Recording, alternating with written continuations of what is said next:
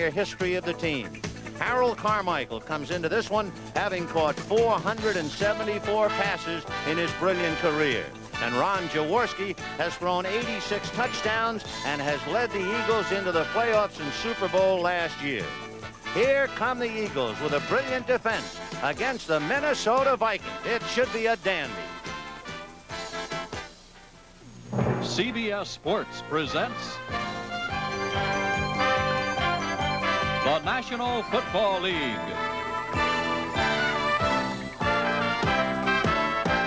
Today, the Philadelphia Eagles versus the Minnesota Vikings.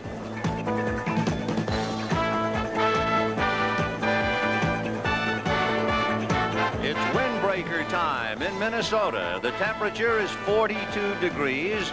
The wind out of the northwest carrying a small knife with it at 32 miles per hour. And they tell me it'll gust up to 45 before this day is through. And just to complicate matters, there's a 20% chance of snow flurries today. Hi, everybody. I'm Vin Scully. Along with Hank Stram, let us first be the both to wish you a very Merry Christmas. It looks like it's going to be that kind of a day. Yeah, if it snows, it's going to look exactly like that, right? Hank, talking about the wind, if you were going to win the toss today, would you always elect to receive and get the ball? No, in a game like this one, I definitely would take the wind. And I think the field position and turnovers will make the difference in this game this afternoon. You have two great quarterbacks, Ron Jaworski and Tommy Kramer, but what's the difference in the offensive philosophy of the team? Well, the Philadelphia Eagles, they run the ball so they can pass it. And on the other side of the football, the Minnesota Vikings, they throw the ball so they can run it. They average 45 passes a game, 29 runs, have the ball for 72 snaps a game compared to 61 for the Philadelphia Eagles. The Eagles must maintain good ball control here this afternoon. They must keep the ball away from the Minnesota Vikings if they hope to do a good job like they have the last 6 weeks. Meanwhile, down on the field, the barefoot boy, Tony Franklin, ready to tee it up on the 35-yard line as Minnesota has won the toss, and they will elect to receive, and they will be playing with the wind.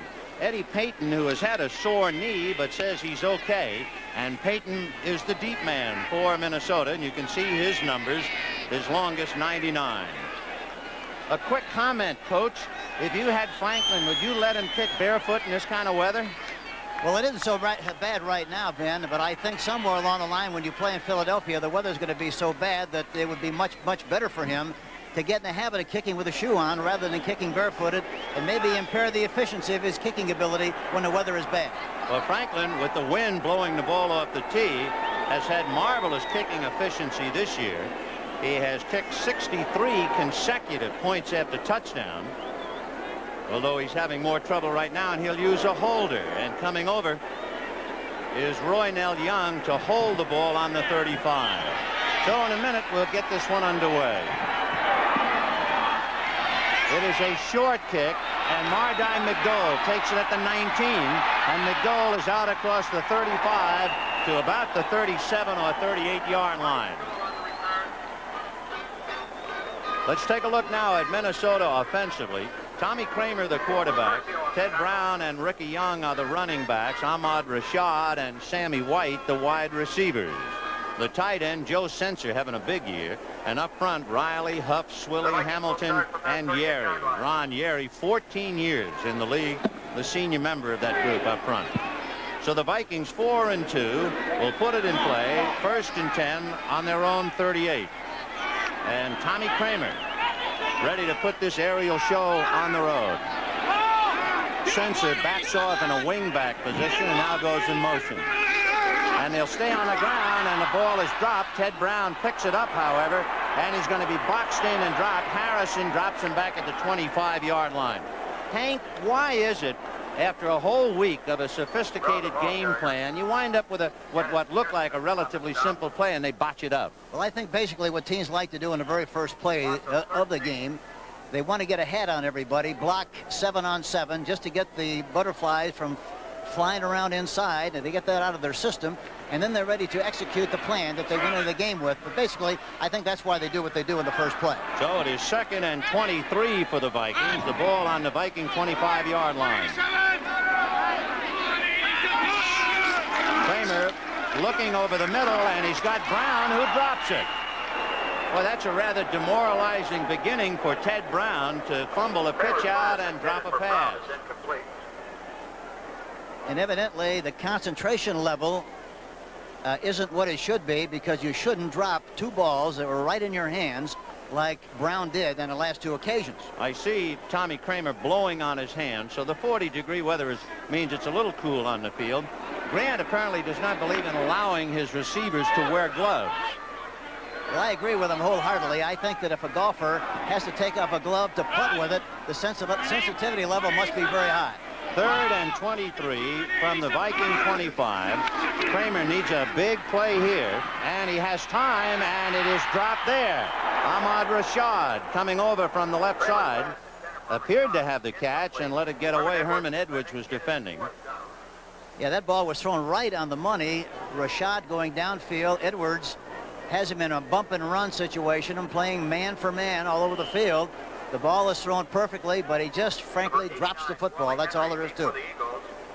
So now Greg Coleman, who has had some very impressive numbers this year. He had a 50-yard punting average against Detroit, and his longest 73 yards. That's Wally Henry, who's the deep man for the Eagles, standing back on the Eagle 38-yard line. So Coleman trying to get it off from the Viking 15, and we'll watch the snap. Jim Huff gets it back to him, and the punt is away and into the wind. It'll make Henry backtrack to the 20 and now all the way to the 18-yard line. And there he goes, and finally bumped by Huff along with Studwell as Seaman went flying by after he crossed the 40-yard line. So the Eagles on a good return. Wally Henry having to backtrack to the 18-yard line and brought it out to the Eagle 41. 1st and 10. Here's the way the Eagles will go with Jaworski, Montgomery, and Oliver, Carmichael and Smith, the wide receivers. Up front, the tight end is Keith Kreppley. Then you have Walters, Payroll, Morris, Baker, and Sizemore. 1st and 10 on the Eagle 41. We've just broken the seal on this one. No score. Carmichael is left, and Montgomery is on a wing. So Oliver is the setback behind Jaworski, and he's straight ahead across the 45 with Studwell on his back as he dropped him at the 46-yard line. Here's the way Minnesota stacks up defensively. A three-man front, Mulaney, White, and Martin. Then you have Blair, Seaman, Studwell, and McNeil, the four linebackers, with Turner starting instead of Walt Williams at the left corner and Willie Teal, Kurt Knopf, and Tommy Hannon, the free safety. 2nd and 6 on the Eagle 45.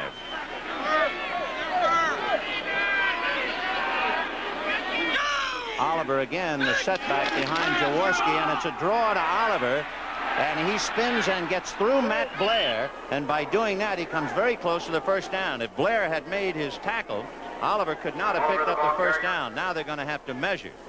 So there was a good play by Hubert Oliver, and of course remember that it's been a tough year for running backs for Philadelphia, losing Leroy Harris with a broken arm and then Perry Harrington with a broken leg. Yes, and Perry Harrington gave them a dimension, I think, that they haven't had for a long time from a running standpoint. He has very quick feet, good speed, and good pass receiver, and they're going to miss him. Because of the fact that Oliver was able to break the tackle by Matt Blair, the Eagles have picked up the first down on the Viking 49-yard line. So that was a good play by Oliver and a forgettable play for Matt Blair. The Eagles have excellent balance from the run and the pass standpoint. They've thrown 27 passes, 34 runs, which is a little bit like we used to feel years ago about the balance of the run and the pass. 1st and 10 on the Viking 49, and Wilbert Montgomery trying to get outside, and Fred McNeil drops him just about at the line of scrimmage. Doug Martin had done a pretty good job of containment, allowing McNeil to come up. Hank, that's a question. Suddenly Minnesota with a three-man front, and three-man fronts are popping up all over the NFL. Where did that come from? How long ago? Well, really, you know, the first time I saw it in 1953 when I was at Purdue University playing against Notre Dame, Frank Leahy's great teams. And before that, it was originated really by Bud Wilkinson at Oklahoma. So it is 2nd and 10 on the Viking 49-yard line.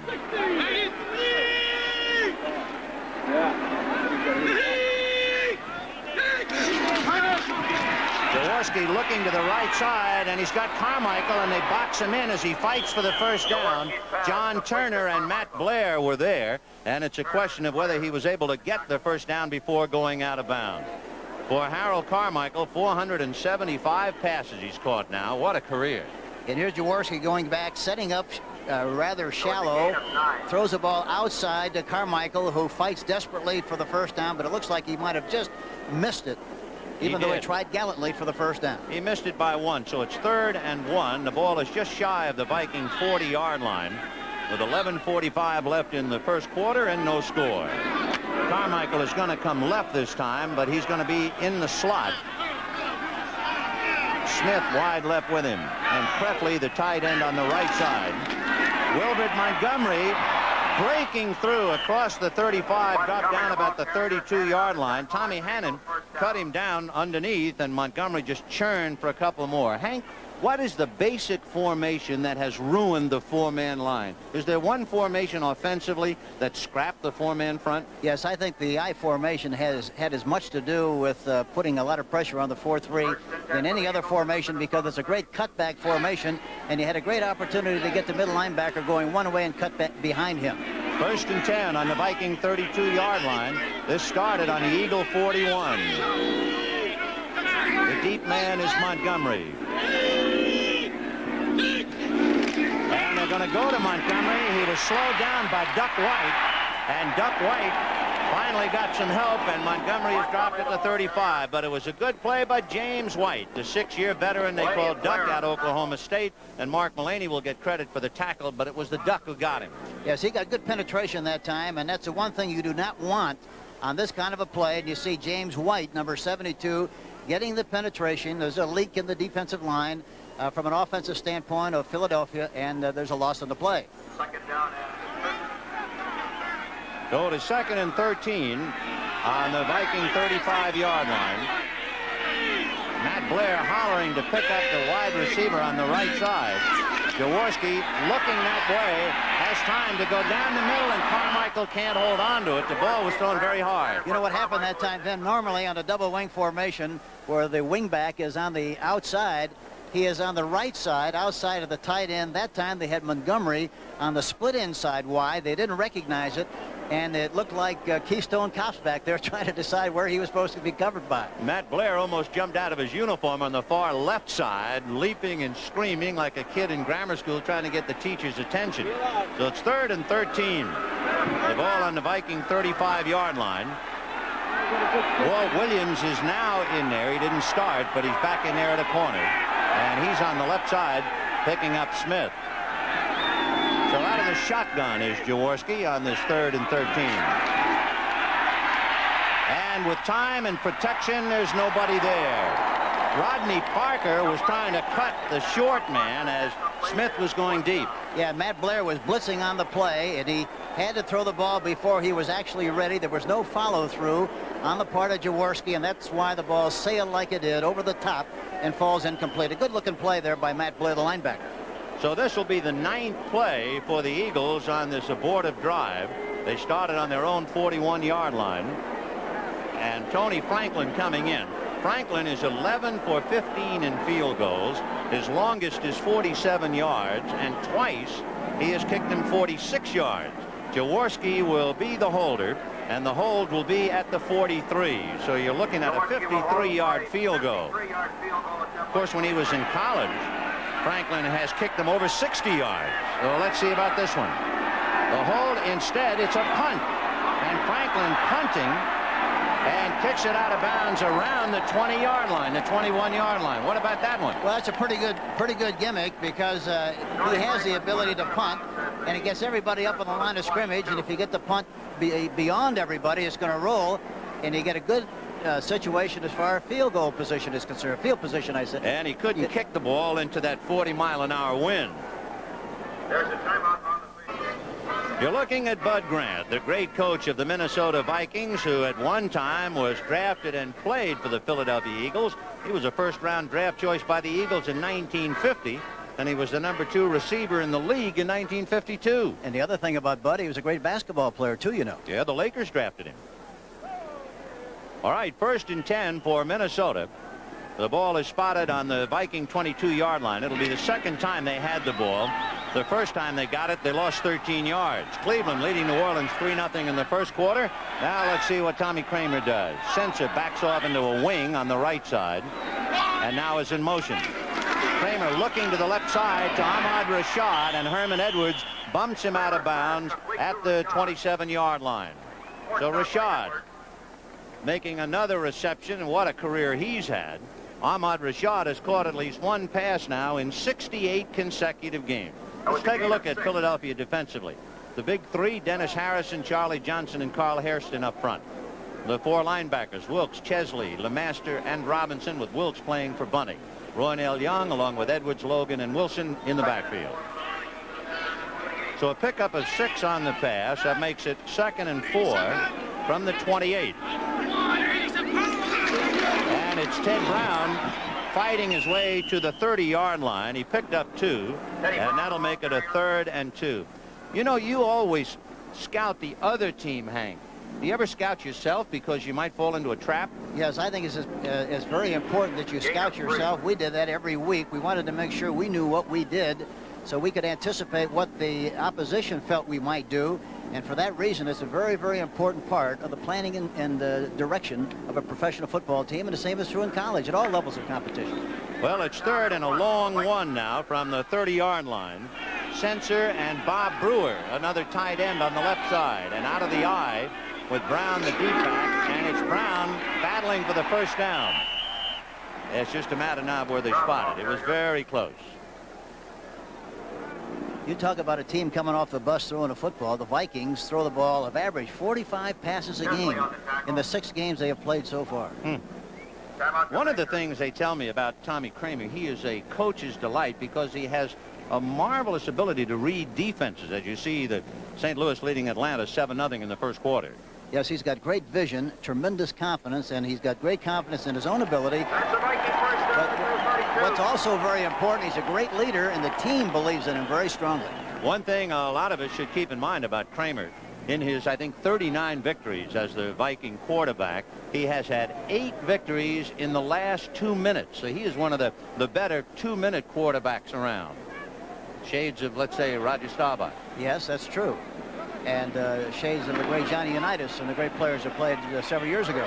1st and 10 on the Viking 32-yard line as the Vikes pick up their first down of the day.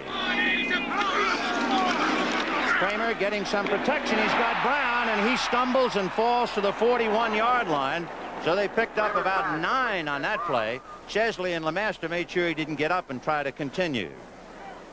But they use the forward pass as a possession kind of an offensive scheme. They don't try to throw the ball very deep. They look in the cracks and the seams of the zone. There you see Brown, number 23, in the crack between the linebackers and the defensive backs. He makes the reception, and a beautiful looking play, and it popped open just like a flower in the spring. 2nd and 1 on the 41-yard line, and Tommy Kramer now on a roll as he hits one of his favorite receivers, Ted Brown, coming out of the backfield. This time it's Ricky Young running into the crowd, but he might have a first down. You know, when he throws to Ted Brown, remember, Brown last week caught 5 for 109 yards. So he's an extra weapon at the other end of those passes. Yes, and going into the game, he's caught 33 passes, and the balance between the backs are excellent. Ricky Young came into the game with 27 receptions. Yeah, he's averaged 3 reception a game this year. So they got a lot of weapons up here. One reason why the Vikings coming on strong are 4-2 and figure to be a sizable threat against the Eagles' perfect record. 1st and 10 on the 43-yard line. Terry LeCount is now in there, a wide receiver on the right side. But Ted Brown looking for a hole, and they butt heads and drop him right about at the 45-yard line. Chesley, Hairston, Johnson, among others. They tried to run a trap that time with the right guard pulling Hamilton, but they didn't succeed in doing a very good job on the play, and you have to give the Philadelphia Eagles an awful lot of credit. They did an excellent job of reacting. George Rogers just busted 79 yards for a touchdown to put New Orleans out in front over Cleveland 7-3. 79. It is 2nd and 8 for the Vikes on the Viking 45-yard line. It started on their own 22. LeCount is left, and they go slot right with White inside Rashad. Kramer going to release it to Brown, and he's off to the races, chased by Robinson and Herman Edwards, and he picked up the first down as they bump him out of bounds at the Eagle 45. Well, we're going to see a lot of that number today. 23, Ted Brown. Yes, and they tease you. They tease you with a forward pass. They look like they're going to get the ball downfield. They wait for everybody to drop off, and then they dunk the ball out in the flat. That time to Ted Brown, who makes the reception, scampers down the sideline, and is finally knocked out of bounds, but not until after he made the necessary yardage for the first down. They spotted at the Eagle 44-yard line. So the second first down for the Vikings on this drive that started on their own 22. Look at all the room on the outside here, Benny. Sammy White coming wide to the right side, but out of the eye they go to Ted Brown, and he's upended and falls to about the 42-yard line. You know, Minnesota had won all 7 meetings between these teams until last year when they lost during the regular season and again the playoffs. And there was one trend in those 2 games, Hank. Minnesota was just blown out in the second half of each game. Yes, I think, you know, going into the championship game last year, or the playoff game, they went into the game only losing 3 fumbles for the whole year. And in the second half of the game, they lost 3 in the second half, and it really killed them. But you have to give Philadelphia an awful lot of credit. They played extremely well. 2nd and 8 on the Eagle 42-yard line. Rashad is left, and in motion is Sensor. And Kramer is looking over the middle, and he has got Ricky Young coming out of the backfield to the 39-yard line, but he has a considerable distance for a first down. For a report, let's go to Brent Musburger in the NFL Today in New York. Benny, it's early, but New Orleans has struck against Cleveland. Watch George Rogers behind a fine block by Jack Holmes. And the Heisman Trophy winner from South Carolina will run 79 yards. And the Saints now lead the Browns 7-3. But again, it's early. Let's go back now to Ben Scully and Hank Stram in Bloomington. Okay, Brent, we're just warming up here. It's 3rd and 5 on the Eagle 39-yard line for Minnesota. No score. 5 minutes and 5 seconds left in the first quarter. And it's a slot right, Rashad and White. And Terry LeCount is wide left. 261.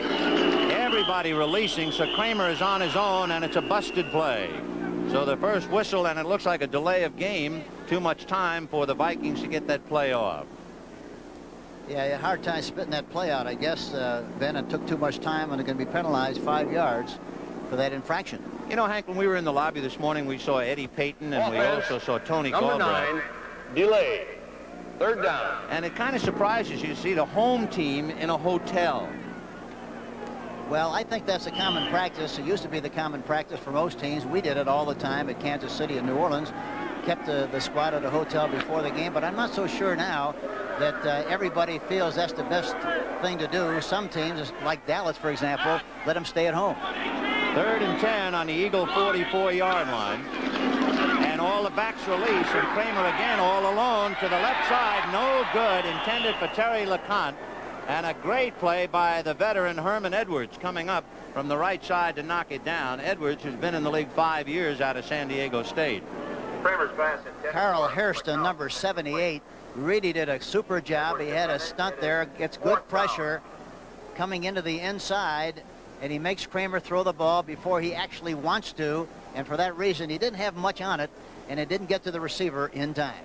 Greg Coleman, who had that 50-yard average against Detroit and also had a 48-yard average against San Diego last week. And remember, he's punting with the help of a 40-mile-an-hour wind.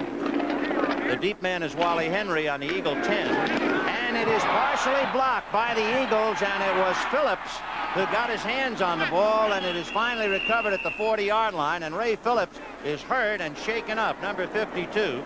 But it was Phillips who broke through. And so Coleman has his punt blocked, and the Eagles get great field position. And let's take another look at that one. This doesn't happen very often to the Minnesota Vikings. Normally, they're the ones who block kicks and do a great job in that category. But Ray Phillips, number 52, watch him, comes across there. Looked like the kicker was slow. He got up there in good shape and blocked the kick.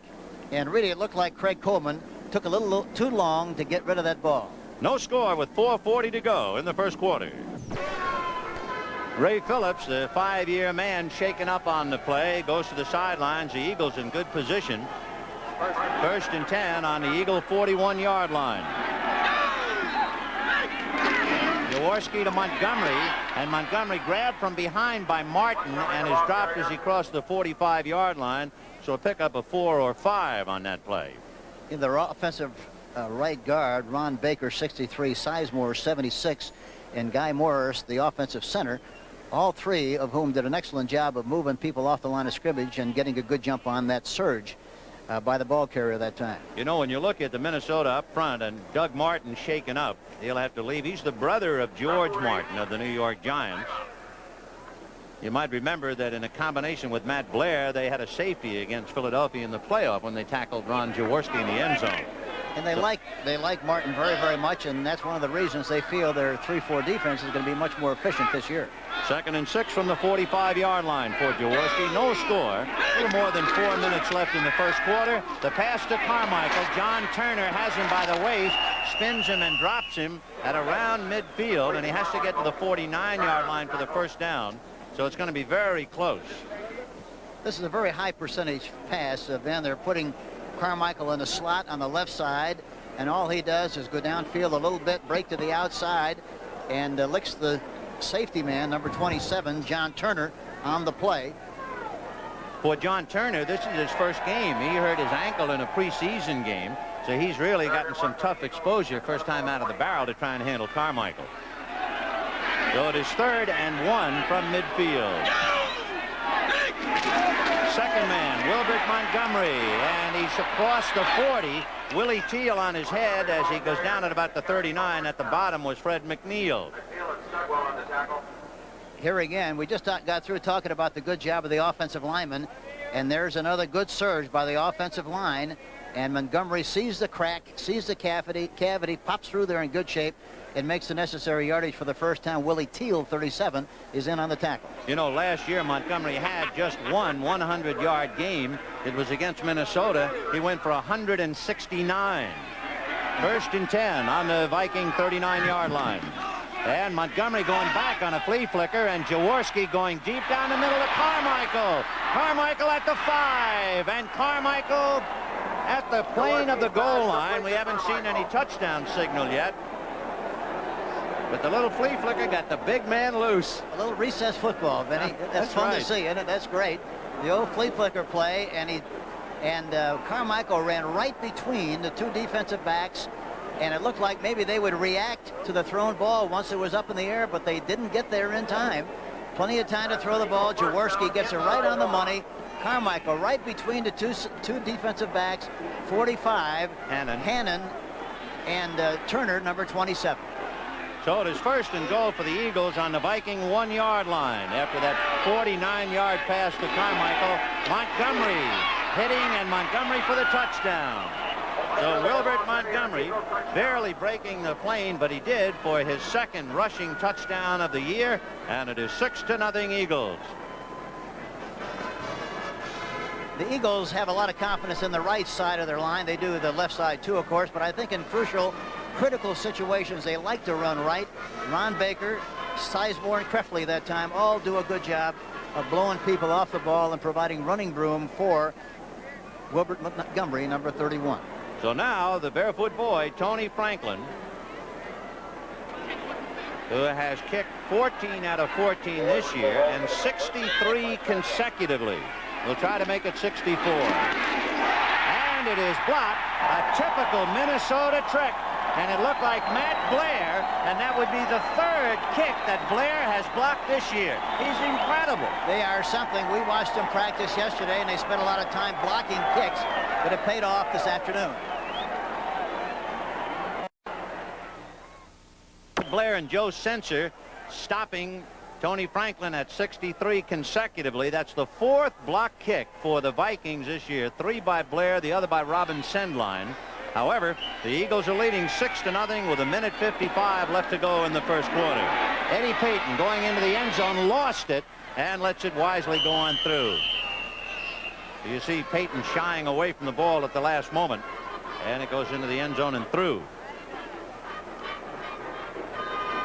So Minnesota will put it in play, trailing 6-0. 1st and 10 on the Viking 20-yard line with 1:49 in the quarter. You know, Philadelphia has to feel good to be able to score the first quarter going into that strong wind.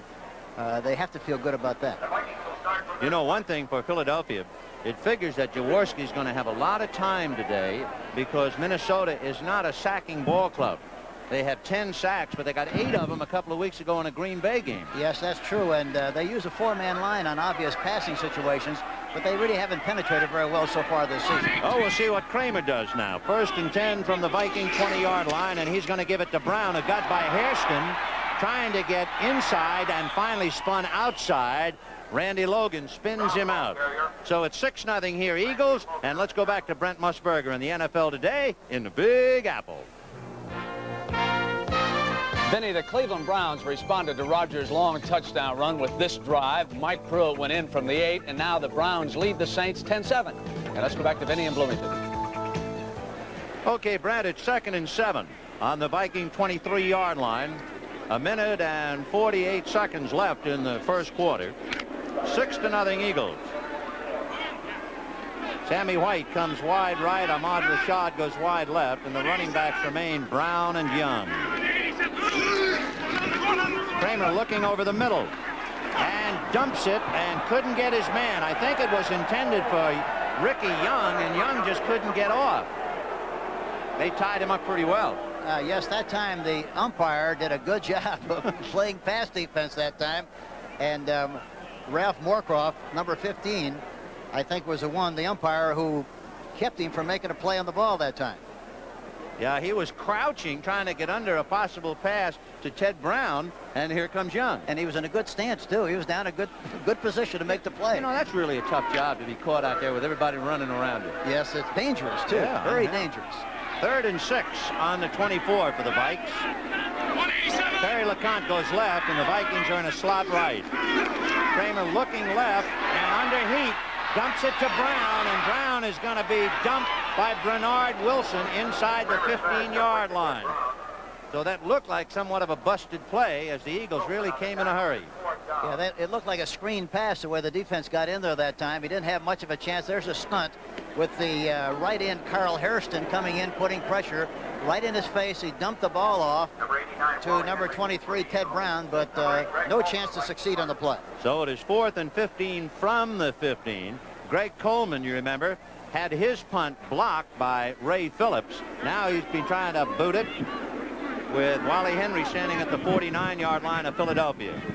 Coleman kicking with the wind. His fullback is Jeff Seaman, and he got it away despite the rush from Greg Brown. Penalty on the play, and Wally Henry making the return anyway, and he's going to get away from some purple, but not all of it. However, down on the field is Greg Coleman, and Coleman really was drilled that time by number 98, Greg Brown, to knock Coleman goofy. Yeah, he really did. He got a good shot at him. Greg Brown, number 98.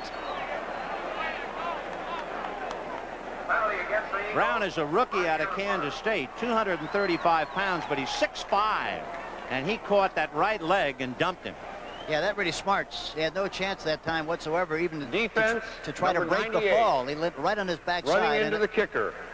1st down. How do you teach a man to block a kick? Because that looked like it was certainly accidental. It was a case of the kicker's foot tying you up after the ball was in flight. You know what we did in practice? We put a big mat down in front of the kicker and had the people rush in front. You have to rush about 1.5 yards in front of the anticipated spot of the release by the kicker so that you don't run into the kicker and get a piece of his foot.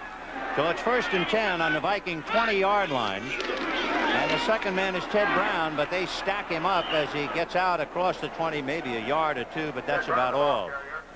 So the Vikings not having much luck on the ground at all. So far, Young carried once for 2 yards. Brown has carried 7 times for a -1. So that tells you a lot about the Eagle defense, Hank. The Vikings just can't move the football. Yeah, it's hard for them to run the football, and you know, I'm surprised they've tried to run the ball quite a bit on 1st and 10 situations, and I think they're going to have to change that mode of operation and try to throw the ball more on 1st and 10 rather than try to run it. Well, the first quarter has become history here at Bloomington, Minnesota.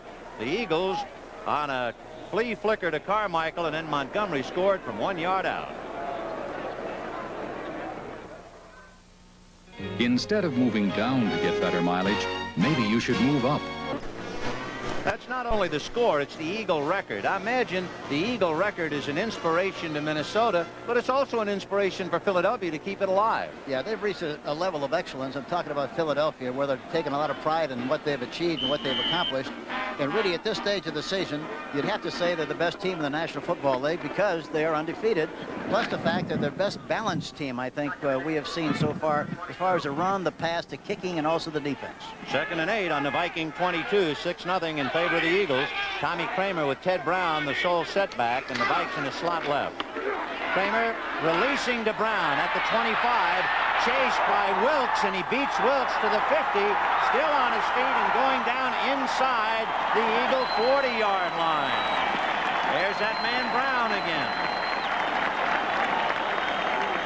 It's like fast break football, Ben. He dunks the ball off to Brown. Able to beat Wilkes, I guess, was the big play. Well, that's the matchup they want.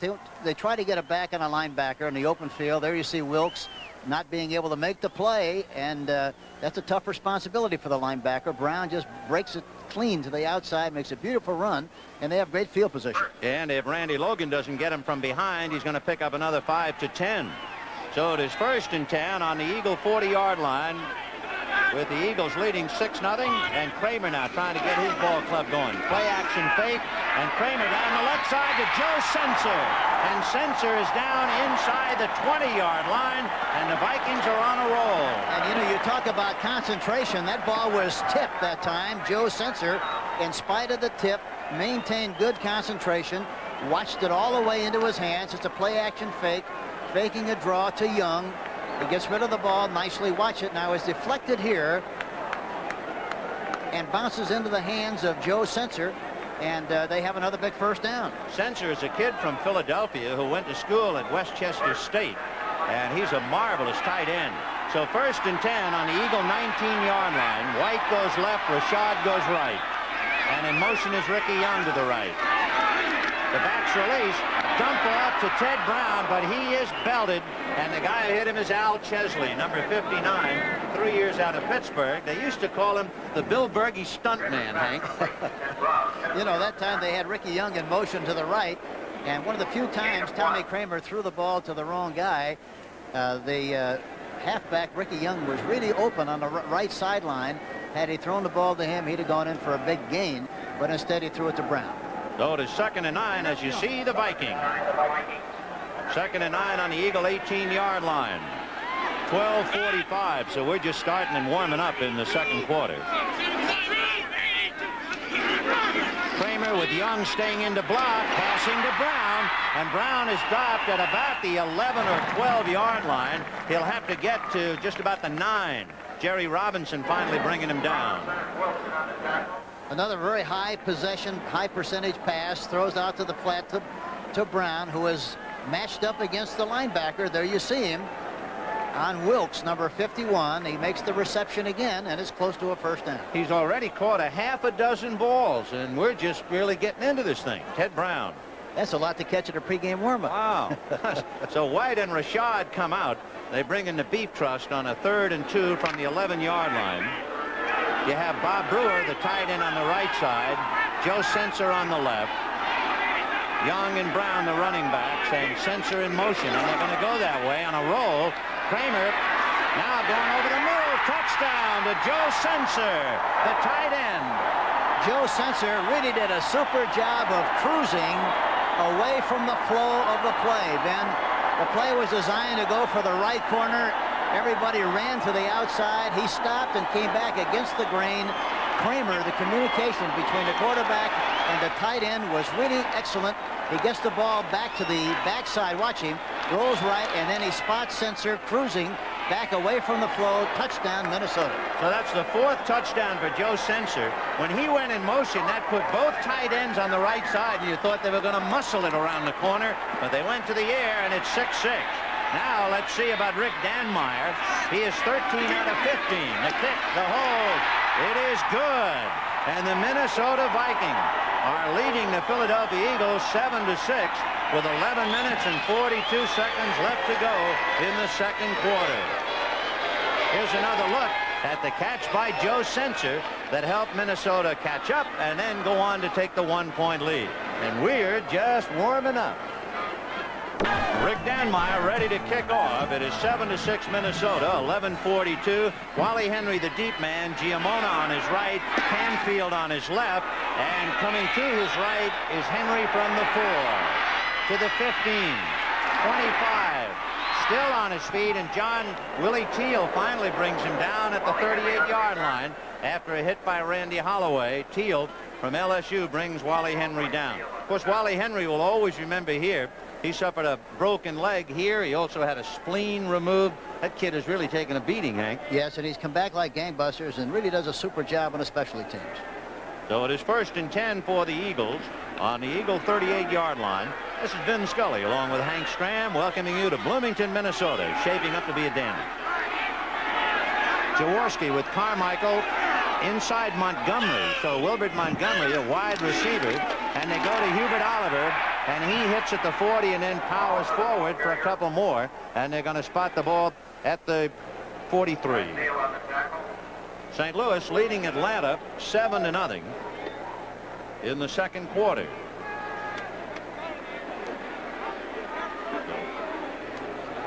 Green Bay leading San Francisco 3-0, and of course San Francisco coming off that shocker with Dallas.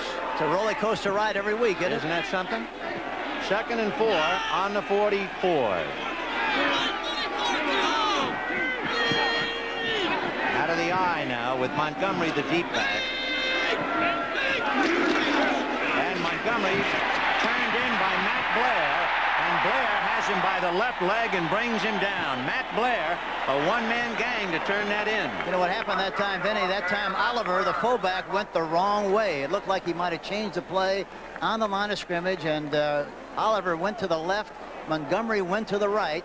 You see, and there's some confusion on the part of Jaworski, wondering where the fullback was, and that's why Blair was free and was able to make that play. So it is 3rd and 5 on the 43-yard line of Philadelphia. Walt Williams is in there along with Keith Nord. So in the 3rd and 5, the Eagles trying to keep it moving. 7-6 Minnesota, and we have 10 minutes left to the half. Out of the shotgun, the snapper is Guy Morris. Jaworski to the right side, and Rodney Parker makes the reception for the first down and is knocked out of bounds at the 47-yard line. Rodney Parker. You know, that's amazing. Minnesota's playing with 6 defensive backs. They double cover the outside receiver, and in spite of that, the outside guy is wide open, and he's finally tackled there by Walt Williams. Hard to understand how you can double cover him and still let him make that kind of a play. Rodney Parker, second-year man out of Tennessee State. He was originally drafted by Atlanta and was picked up as a free agent by the Eagles last year. So 1st and 10 on the Viking 47-yard line. A quick pass, overthrown. Charlie Smith, the intended receiver. It looked like Mark Mullaney that time got up a little bit and got a tip of the ball, and that's why it sailed incomplete. Looked like it was a badly thrown ball, but it really wasn't. Mullaney got his fingertips on it. You know, another note, Minnesota's defense has yielded more than 300 yards to opposing passers in each of the past 3 weeks. Dickey and Whitehurst 303, Vince Evans of the Bears 307, Dan Fouts 310. But what's really important, as they say on Broadway, how'd you come out? Minnesota won all 3. 2nd and 10 on the Viking 47. Oliver and Montgomery in a pro set now.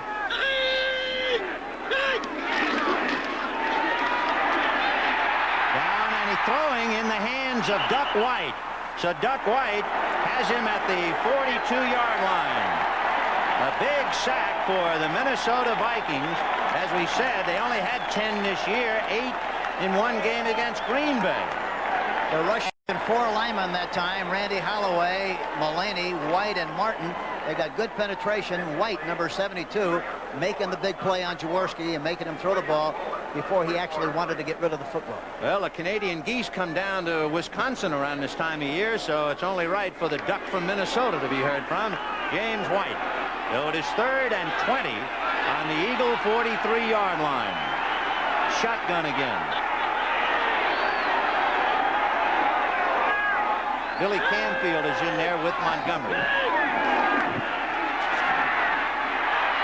Jaworski to Carmichael, dropped at the 49-yard line. John Turner right there to make the tackle. Carmichael is lined up on the left side, comes across the middle, runs away from the defensive back Turner, makes the catch, and Turner finally makes the play, but far from making the necessary yardage for the first down. They now have to kick. Yep, it was 4th and 13. Max Runiger had almost a day off last week against New Orleans. He had only one punt. Eddie Payton standing on the 10. And remember, Runiger is kicking with the wind. Standing on the Eagle 30-yard line, moving up to the 35, and he'll be kicking from just about the 40 and almost blocked. And Payton will handle it and let it roll, and it's going to be down at the 11-yard line. It was Henry Johnson, the man who almost blocked the kick. Just missed it for the Vikings. And he was smart enough, as long as he missed it, not to hit the kicker. 8:19 to the half. The yard line, the Vikes leading 7-6. Kramer with Sammy White in motion to the right. Tommy looking over the middle, throwing deep and just off the fingertips of Ahmad Rashad. And with that, let's pay a visit again to New York and Brent Musburger for an update on the NFL today. Then we want to show you some defense. E.J. Jr., rookie linebacker for the St. Louis Cardinals out of Alabama. Watch this hit on William Andrews. The Cardinals are playing that kind of a game, and that's why they lead Atlanta 7-0. Let's go back now to Vin Scully. Okay, Brent, this is supposed to be the black and blue division, but I can see it's rubbed off everywhere else in the NFL. 2nd and 10 on the Viking 12-yard line. Slot left. Rashad and White. And in motion is Sammy White. Kramer looking to the right side. A diving attempt and a drop, apparently. Although maybe they're going to rule it a catch and a fumble. Let's see. The Eagles think it was a catch and a fumble. And that's what they're going to get, I think. Let's see. They're going to talk about that a little bit before they make that decision, I think. Ben, let's see what they call here. Now, remember, his feet have to be on the ground. Yes, he has to have possession, and both feet have to be on the ground. The officials are talking it over right now. They'll come to a definite decision on it. From the looks of things, and we can look at the play again, he was diving, was Ricky Young. And in the act of diving, it'd be pretty hard to get both feet on the ground. But let's see. Yeah, it looked to me like it was an incompleted forward pass, but let's see what they call it. See, one foot is high in the air, so it's no reception. And let's take a moment to salute the officials. That was a great call. Referee Fred Silva, umpire Ralph Moorcroft, head linesman Frank Glover, line judge Vern Marshall, the back judge Jim Kearney, side judge Merrill Douglas, field judge Don Orr. You know, the great thing about it is they didn't go with the original reaction. They got together, talked about it, and made the right decision, and that's what it's all about. So hats off to Fred Silva and company. So 3rd and 12. 3rd and 10 on the Viking 12, and you can see Kramer's numbers. 98 yards and a touchdown. And among others, his primary receiver is Ted Brown, who has caught 6 balls for 57 yards. Cincinnati pounding Pittsburgh 13-0 in the 2nd quarter. 3rd and 10 from the 12. Kramer on a full turn, looking for some help now. Chased by Ken Clark and throws it out of bounds. And Ken Clark chasing Kramer all the way across the field. He's 255 pounds, and he gave him a pretty good lick. Brown went the wrong way that time, number 23. Look, he's looking to fake the ball to Brown, and Brown is not there. What happened to you, he says, Ted, and then he has to decide to run to the outside. And he always runs with the idea of throwing a football. He did not run with the idea of running, then he runs with the idea of throwing it, and he got rid of it in time that time. So it's a 4th and 10 on the 12. Greg Coleman will be kicking from his end zone, and Wally Henry again, the receiver, standing on the 45-yard line of Philadelphia. Now remember, now this kick is into the wind, and it's a low line drive that hits on about the 45, rolling back to the Eagle 40, and Wally Henry is knocked down by Keith Nord, the first man to get down there, and kick him out of bounds at about the 36-yard line. So the Vikings get out of a tough spot as Coleman kicks a line drive into the wind. Minnesota high school cheerleaders, why, they're happy, getting ready for the real winter. And talking about getting ready, O.J. Anderson has scored twice from a yard out to lead St. Louis 14-0 over Atlanta. First and 10 on the Eagle 37-yard line. Montgomery and Oliver behind Jaworski. Carmichael wide left. Jaworski a lob to Montgomery at the 35, at the 30. Tommy Hannon along with Kurt Knopf knocking him down at about the Viking 28-yard line. A play action fake that time, and the linebacker who was supposed to cover Montgomery, they fake a trap. The linebacker took the bait of the trap block and was a little late recovering. Studwell, number 55, was covering not well enough. It is a big play for the Philadelphia Eagles. So Wilbert Montgomery making his first reception good for 35 yards. And it is first and 10 on the Viking 28. Out of the eye, Montgomery is the deep back. Smith is left and Carmichael right. And in motion is Wilbert Montgomery. And they're going to set a screen for Montgomery. And he's going to be taken down at the 20-yard line. Studwell and Turner hit him. And the key man on the screen was Sizemore, setting it up on the right side. You know, that time they sent Montgomery in motion to the right with the idea of making that area a little softer, making the players play a little deeper. And for that reason, he was able to catch the ball in front, have good blocking out in front, as you mentioned, then by Sizemore, and he scampers down the sideline for a big gain on the play. 2nd and 1 on the Viking 19-yard line.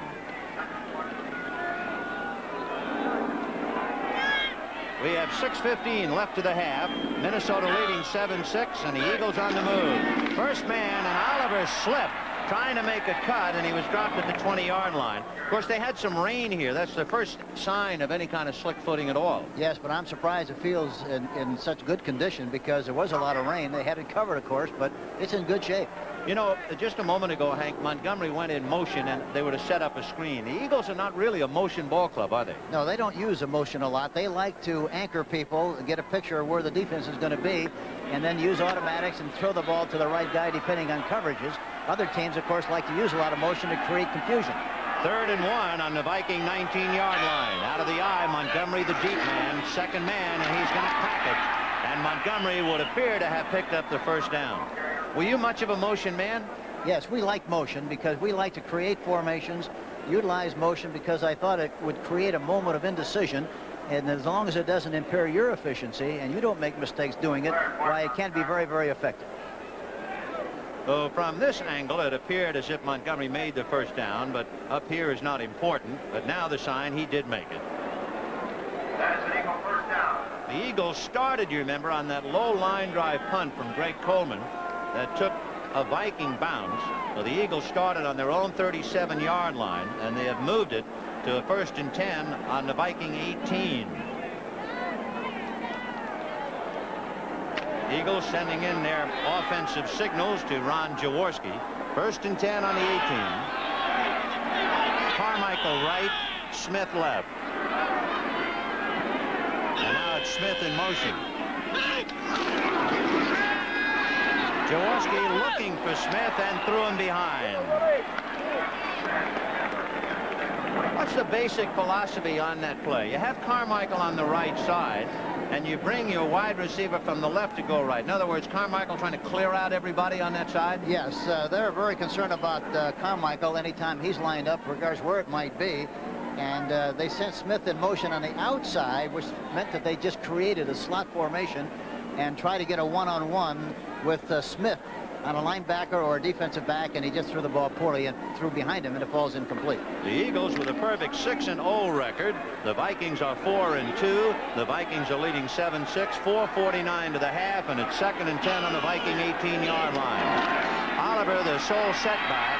Jaworski alley-oop to Carmichael. No good. Willie Teal was picking up the rear, but Carmichael had him beaten.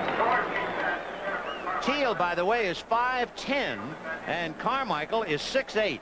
Yes, that was the kind of a mismatch you want. The only way you can get the right kind of a mismatch is to get a defensive back who was 6'8". But the ball was thrown perfectly, and it looked like Harrell should have made the catch. Walt Williams The left cornerback for the Vikes was talking this week about, I'm going to get me a pair of shoes with springs in them and a button on the outside that I can press and make me taller. Williams is 6'1". Yes, he needs a pogo stick. That's what he needs. At least.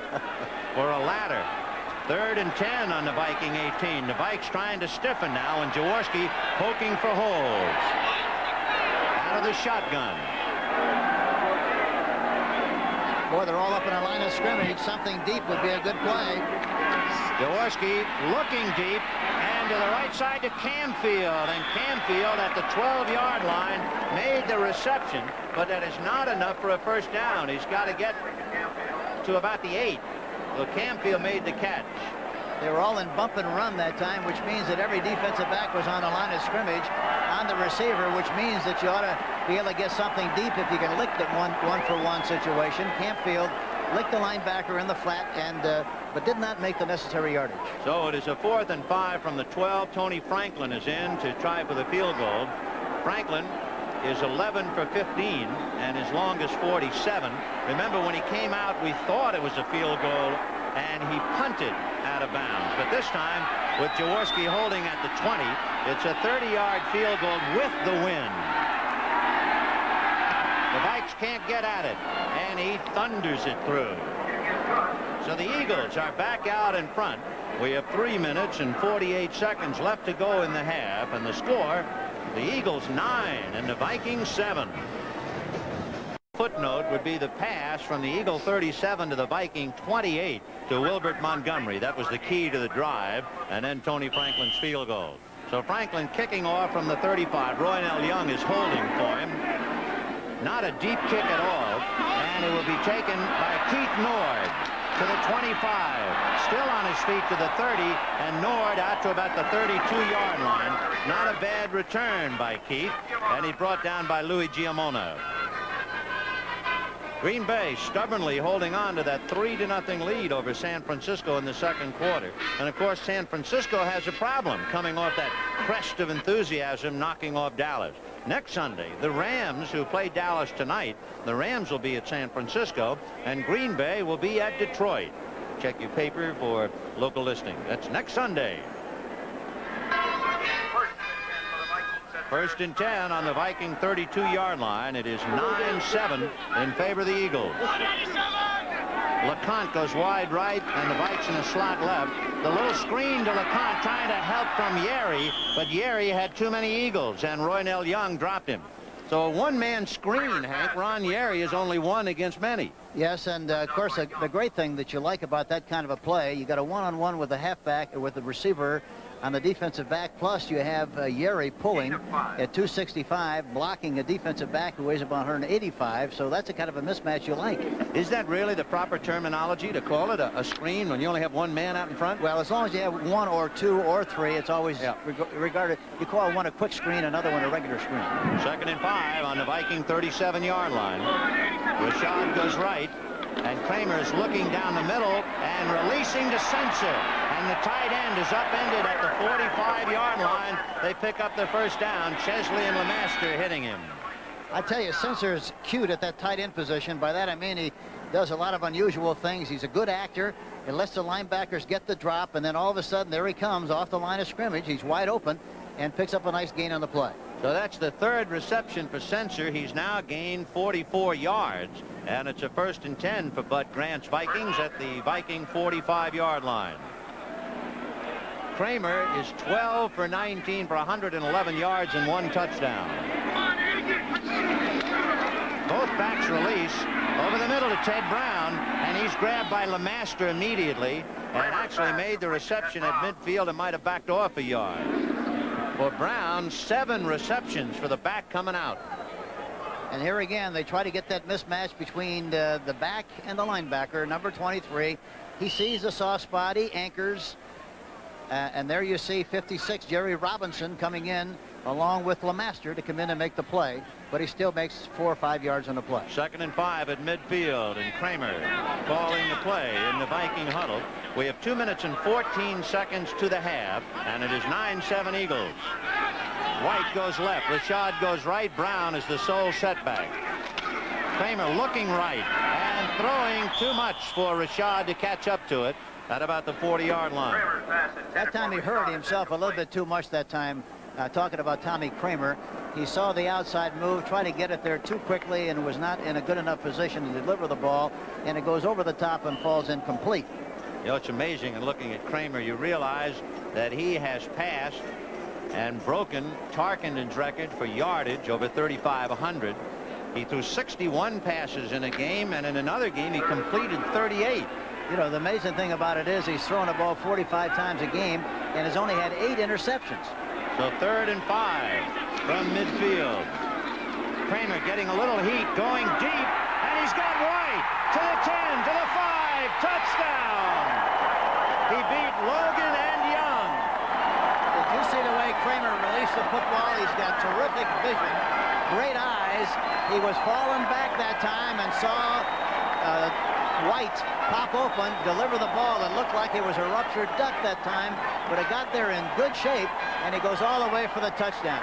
He got hit right about the time he threw the ball, but boy, he threw it right on the money to Sammy White for the touchdown. A Beautiful play. 50-yard touchdown pass from Kramer to White for Sammy White.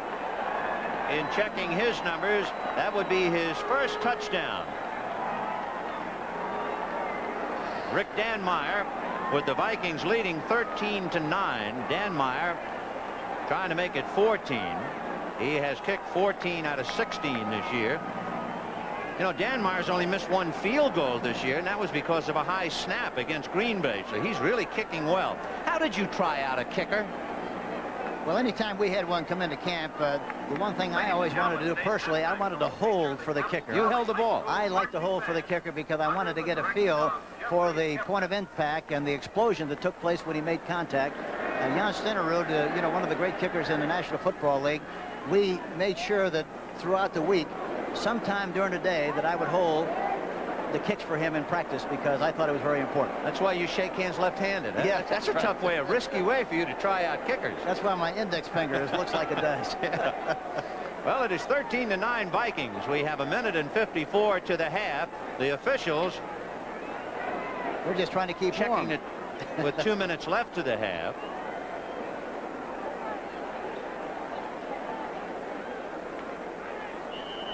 And Danmeyer loosening up, ready to try and make it 14-9 Vikings.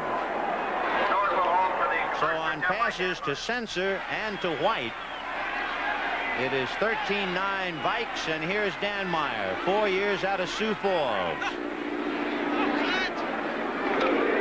hold by Nord and the kick right down the pipe. So with 1 minute and 54 seconds to the half, the Vikings 14, the Eagles 9, and here's that 50-yard beauty from Tommy Kramer to Sammy White. Watch Kramer deliver the ball this time, and he gets hit right about the time he got rid of the ball. Throws it right over the top beautifully to Sammy White, who makes the catch and goes into the end zone and changes the scoreboard. Minnesota's second touchdown of the day. They have a 14-9 lead over the undefeated Eagles. We have 1 minute and 54 seconds to the half. Rick Danmeyer ready to kick to Wally Henry. And Henry will make the reception at about the 2, maybe the 3-yard line. And he is hit and dropped by Holloway and Dennis Johnson. And now we'll go to New York for Brent Musburger in the NFL Today. Benny, while Tommy Kramer was striking, Steve Bartkowski was pulling out for the Atlanta Falcons. The Falcons trailing the St. Louis Cardinals by 2 touchdowns, 14-0. Alfred Jenkins broke free, 23-yard. 13th touchdown pass of the season for Bartkowski. They're back in it. Let's go back now to Ben Scully. So other people can pass the football as well. Boy, that's the show here. Jaworski versus Kramer. 1st and 10, 1:49 to the half on the Eagle 21-yard line. Mulaney trying to get at him, and they're going to set up a screen, and it is Billy Canfield at the 25, brought down at the last minute by Kurt Knopf just as he crossed the 25-yard line. Knopf, the 6-year man out of Kansas. So Billy Canfield, 4 years from Kansas. He's a hard worker. So the 2 kids from the same school met that time, an alumni meeting. Yeah, you know, and Jaworski has only had 5 interceptions so far this season, which means that he's reading his keys properly, and when you read keys properly, you don't throw interceptions. And he's going over to the locksmith, Dick Vermeil. Yes. Favorites, Elroy Crazy Leg Hurts. If they had him, Wisconsin would have won yesterday instead of having him as the director of athletics. 2nd and 3 on the Eagle 28.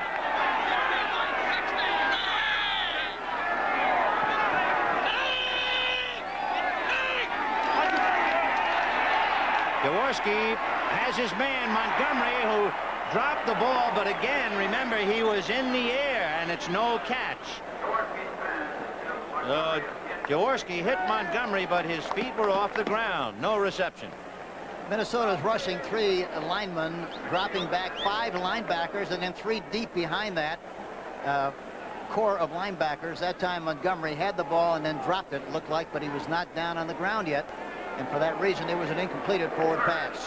So it is 3rd and 3 on the Eagle 28-yard line. 1:32 to the half. 14-9 Minnesota. Jaworski peering down the shotgun again.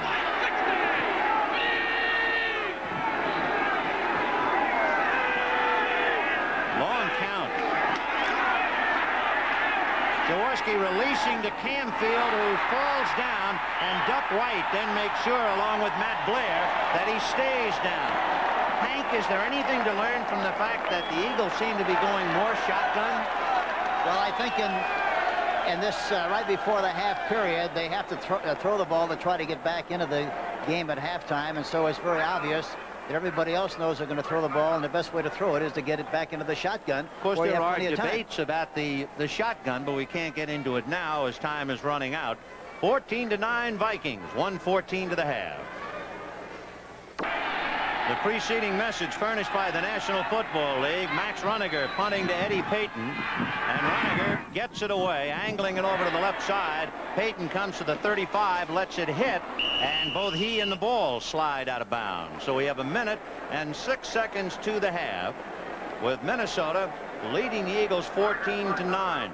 And of course, the Eagles really got on the scoreboard on one big play, the flea flicker, where Montgomery gave it back to Jaworski, and a 49-yard pass to Carmichael set up the Eagle touchdown.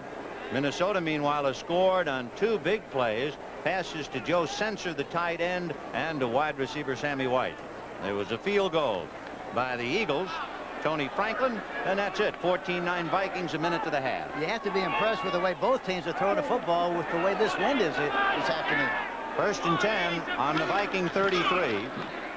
Kramer getting time over the middle in a crowd intended for Ted Brown. It seemed like it was a dangerous play, Hank. There were a lot of Eagles fluttering around. Yeah, there was a lot of folks inside that time. I'm surprised he threw it into that area. Usually he uses good discretion, and but that time he looked like he threw into a lot of folks.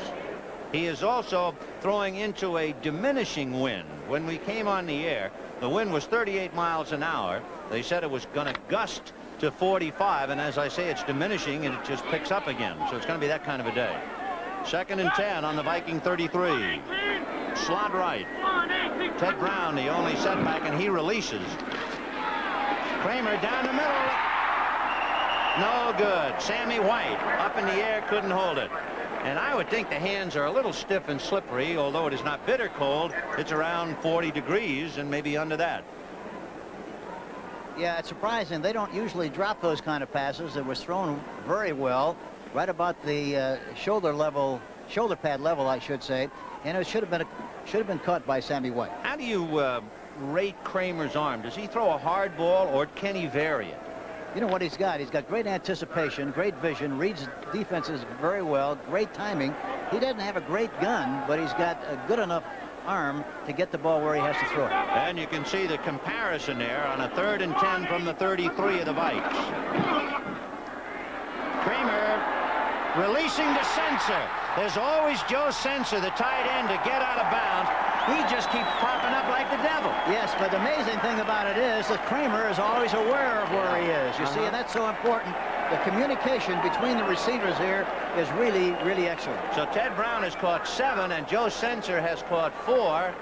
Sensor 4 catches and a touchdown, and it just seems like every time there's a crowd, Kramer suddenly says, "Where's my man?" And there he is. And you know, the other thing is Sensor does a good job of acting. He was an excellent basketball player, He's great at pushing off and getting the feel of pressure with people around him, and he's able to cruise into the open spots, and that's why he's open. And as we mentioned earlier, he has caught 4, one of them for a touchdown. He's averaged a touchdown every 6 times he gets his hands on the ball. So 1st and 10 from midfield, and they want to move Ted Brown slightly to the right. And now a give to Brown, who juggled, but he keeps going. And Brown inside the 45, still driving to the Eagle 40-yard line. That was really a good call, a good change of pace. Why did he move him? Because what happened was they were anticipating a strong rush. They ran a trap and made good yardage on the play. Here's the 2-minute drill, and the pass is juggled and caught by Sensor. Of course it's caught by Sensor. Who else would catch it but Sensor? And he looked like he ran right off the bench, right off the sideline to make that catch. Incredible. I've never seen a guy pop up as many times as Joe Sensor. And they're going to spot the ball on the Eagle 10-yard line. What a remarkable turn of events. Sensor now has caught 5 for better than 80 yards. It is 1st and 10. The ball is actually beyond the 10-yard line, so it's not a 1st and goal. And we have 22 seconds to the half. Rashad and White go left. Sensor is the tight end on the right side. Kramer, alley-oop to Rashad, off his fingertips. He might have run out of real estate even had he caught it. It was questionable. Yes, he's dropped a couple of balls here this afternoon that he doesn't ordinarily drop, and he had a good chance to make that catch, but as you say, it might have forced him out of bounds. I think he might have just let him a foot or so. So it is 2nd and 10. We have 18 seconds to the half. The Vikings are leading the undefeated Eagles 14-9. And of course there was some bad feeling here last year, remember? Bud Grant thought that Vermeil and the Eagles had run up the score. Yes, there was a little bad blood after the game, yes. So if anything, the Vikings are hungry for the upset. 2nd and 10 from the 10. Kramer on a blitz, and the reception by Brown. Finally forced out by Bernard Wilson at about the 3, and we have 13 seconds left. And pass looks like pass interference on the play on the part of Bernard Wilson. Let's see what they call number 22. For Brown, that would be his 8th reception. Time left, 13 seconds to the half, and the Vikings driving.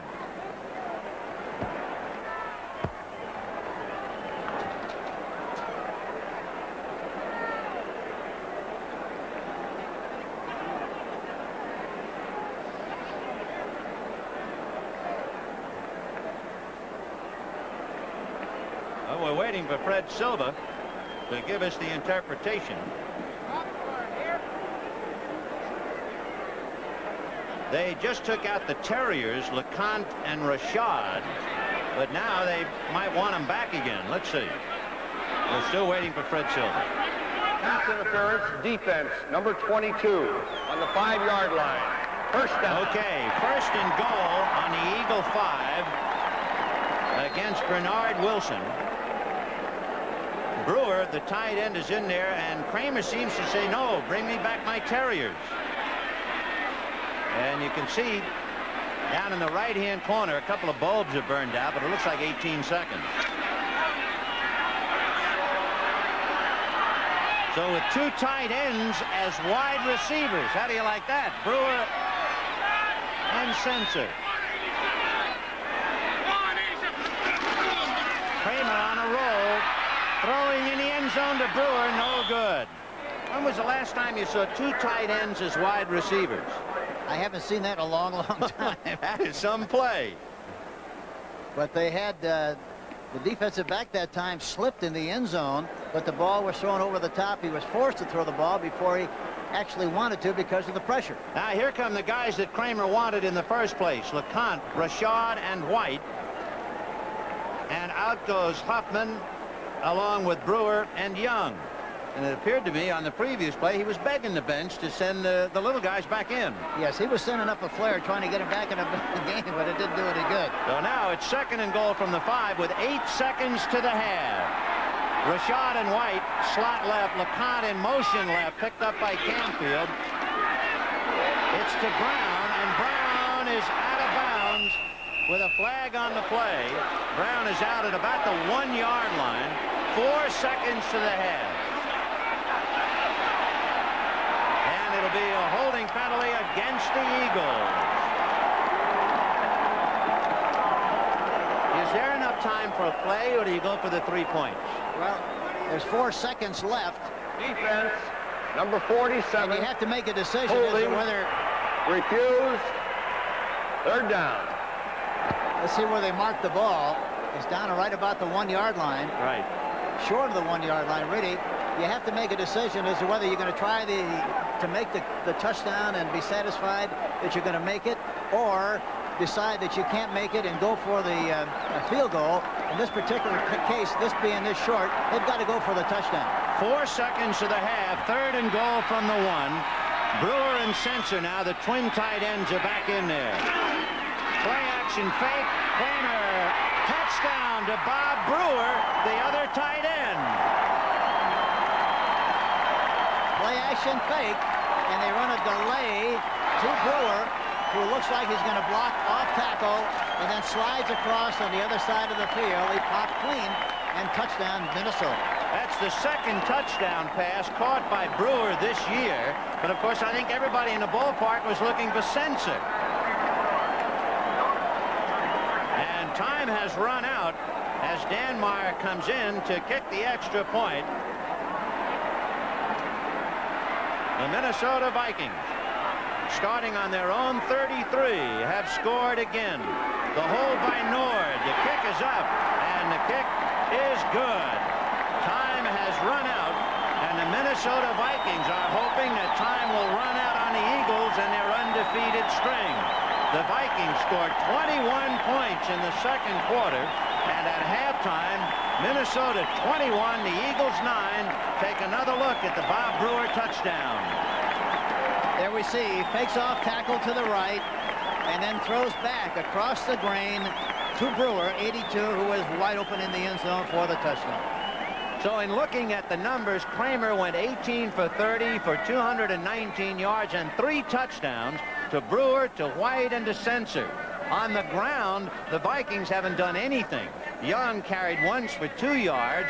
Brown carried 8 times for 10 yards. So there's no ground attack at all. No, they don't care. They're not particularly interested in the running attack. They just run enough to keep you honest and keep pressure on the defense from permitting the defense to get too much of a rush on the quarterback. But they come into the game with the idea they're coming off the bus, throwing a football, and they really throw a lot of high percentage stuff and do it very, very well. Meanwhile, Jaworski is 10 for 16 and 121 yards, and only the flea flicker set them up for a touchdown.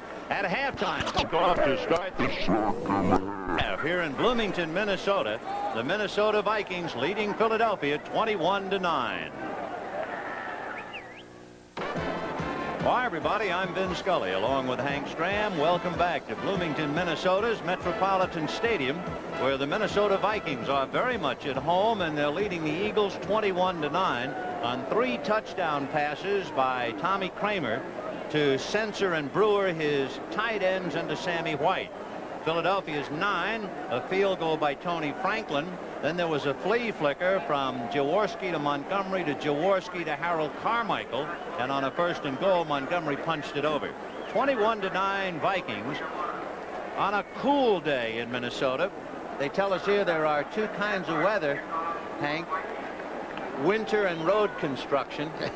I guess this is a road construction day. I thought you were going to say cold and colder. Nope. There's some folks well bundled up. I guess you could call it Viking weather. And Rick Danmeyer ready to kick. The deep man is Wally Henry. And Danmeyer's kick is short. It's going to be taken at about the 20-yard line by Billy Canfield to the 25, and McNeil has him among others and drops him at the 30. And the top man was Henry Johnson. There are the numbers for the first half. Anything startling? Anything that jump out at you, Hank? Well, the passing yardage of the Minnesota Vikings is obvious. Everybody anticipated that they would throw the ball, try to throw the ball very well. And the fact that they threw it as well as they did is most impressive, especially with the weather the way it is. total yards, 231 to 149. But they really have dominated the game as far as the yardage part of it is concerned. Philadelphia is an excellent football team, though, Benny. They're well disciplined, well coached, and they're going to come back here, and I know, and do a good job in the second half. And of course, last year they beat Minnesota twice in the second half. 1st and 10 on the Eagle 30-yard line. Oliver is on a wing, Montgomery the setback, but now they're out of the eye. It's Montgomery still on his feet and skidded out to the 35-yard line. Among others, Matt Blair touched him going by. Montgomery, at the start of this second half, has carried the ball 8 times for only 26 yards, but he did carry the touchdown from 1 yard out. And of course, he's a great back, and he figures to be seen and heard from in this second half as the Eagles try to catch up. You know, the 21 points by the Vikings, that's the most points scored against the Eagles this year. 2nd and 6 on the 34.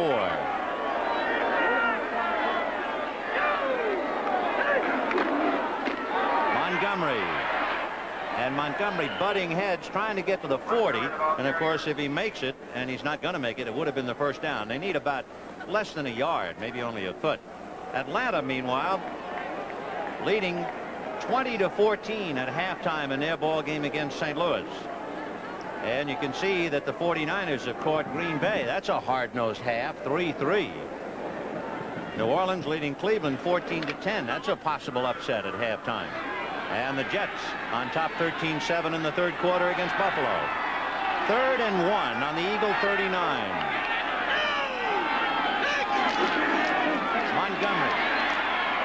Montgomery ran into Duck White, but he still picked up the first down. And we can duck in a couple of more scores for you. New England 14-0 over Houston in the third quarter. And Cincinnati really polishing off Pittsburgh 20-0 in the third quarter. And San Diego trying to bounce back from the Minnesota defeat last week. San Diego leading Baltimore 13-7. So that'll bring you up to date on everything we have. It is 1st and 10 Eagles. The ball on the Philadelphia 43-yard line, and Jaworski with the look of Eagles checking the Minnesota defense.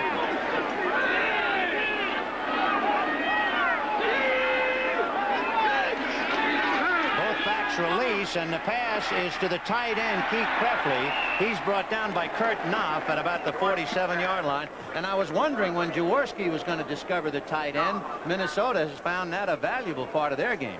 Yes, and of course, the Eagles have not thrown the ball to the tight end nearly as much, of course, as the Vikings have. Coming into this game, Krefli has only caught 8 balls in 6 games. So Jaworski, who is now 11 for 17, has a 2nd and 5 on the Eagle 48-yard line. And it's hand-blowing time in Bloomington.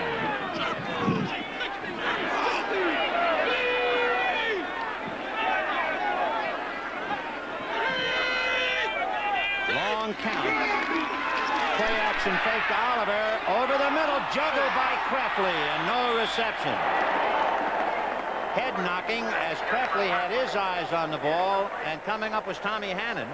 And they just hit masks together. What a collision. Yes, and Doug Martin, 79, got good pressure on Jaworski. He was lucky to get rid of the ball like he did. He threw it remarkably well under the circumstances, and Hannon really gave him a shot. And watch Matt Blair as he stays with the tight end and got 5 on that ball. And that was one reason why Krefli couldn't hold it. And look at that collision with Tommy Hannon. So it is 3rd and 5 on the Eagle 48. Big third down play for Jaworski. So he loads up the shotgun.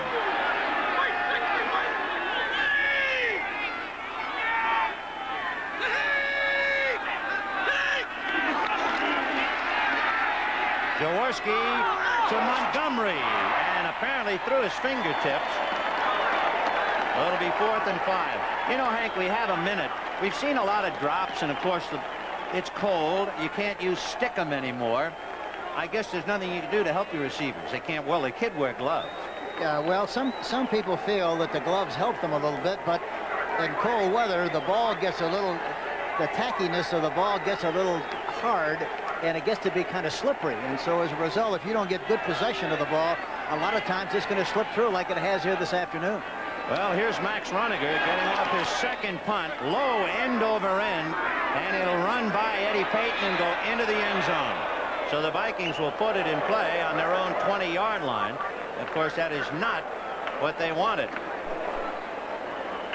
So with 11:51 left in the third quarter, it's 21-9 Minnesota. First and 10 for Minnesota. The ball on the Viking 20-yard line. 21-9 Vikes with 11:51 left in the third quarter. Ted Brown is the setback behind Kramer, and they'll go with Brown inside the block by Wes Sutherland, and he got out to about the 21. Say, friends, this telecast presented by authority of the National Football League, intended for the private use of our audience. Any rebroadcast or other use of this telecast without the express written consent of the Minnesota Vikings and the National Football League is prohibited. So 2nd and 9 from the 21-yard line.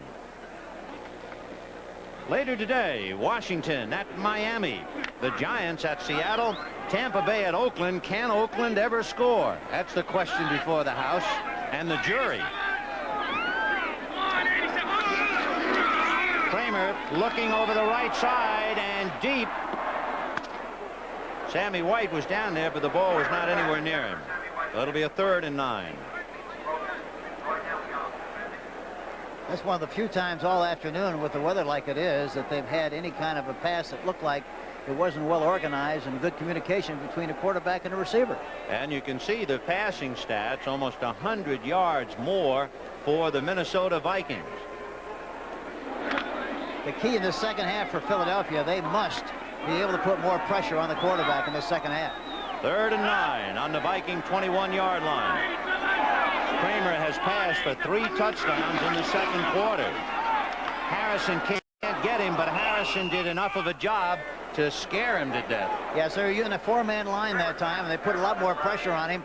Made him throw the ball before he actually wanted to, and for that reason it fell incomplete.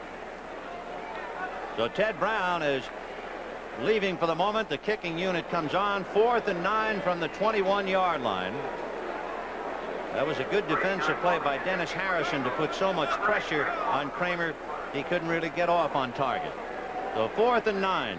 Coleman will be kicking from the Viking 10-yard line. Wally Henry is standing on the Eagle 37.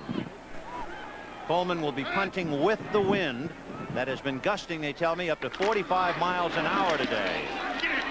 And he gets one that Henry has to come up to take at the 45 to midfield. And they'll stack him up between the 50 and the 45. That wasn't that good a punt. It was not much hang time, and of course he had big wind with him. Yeah, he came across at that time, and he didn't get a good spiral. 21-9, Minnesota. Lineup: Tampa Bay at Philadelphia. Minnesota will go to St. Louis. The Giants will be at Atlanta. Green Bay at Detroit, and the Rams will be at San Francisco. Hank, you'll be in Philadelphia, won't you? Yes, and doing that game with Tommy Brookshire because you'll be doing a World Series. I'll be somewhere. I'll either be, let's see, next Sunday, either in Los Angeles or Montreal. We do know the Yankees will be there.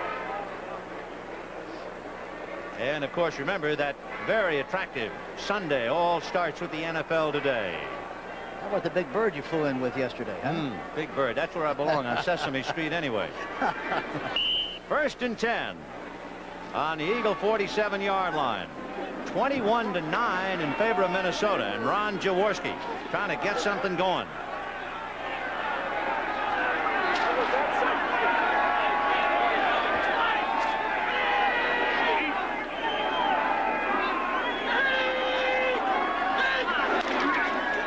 Play-action fake to Montgomery, and Jaworski going to Carmichael. No good. And, of course, the biggest Philadelphia play of the day was the flea flicker and the eventual 49-yard pass to Carmichael, but not that time. Good faking that time on the part of Jaworski. A good play-action fake inside. Held the linebackers and also the defensive line. He had plenty of time to throw the ball, but threw it over the top and falls incomplete. The lights are on here at Metropolitan Stadium in Bloomington. Those angry pewter gray sky up ahead. About a 40-mile-an-hour wind, temperature around 40 degrees. And there's the way it looks if you were here with us. In fact, if you're going to watch the rest of the game, put on a sweater. Yeah, that's right, or an overcoat. 2nd and 10 on the 47. Don't let the kids near the set. Look at the room on that right side. See if Jaworski exploits it. He's looking down the right side, off the hands of Kurt Knopf. Tried to make a one-hand catch, and look at all the purple around Wilbert Montgomery. Yeah, here again, he threw the ball over the top. There was one-on-one on that side. Receiver came inside, and the defensive tackle, nose man, James White, got good pressure, and he made him throw the ball over the top, and it falls incomplete. So it is 3rd and 10 on the Viking 47-yard line after a rather poor punt by Greg Coleman.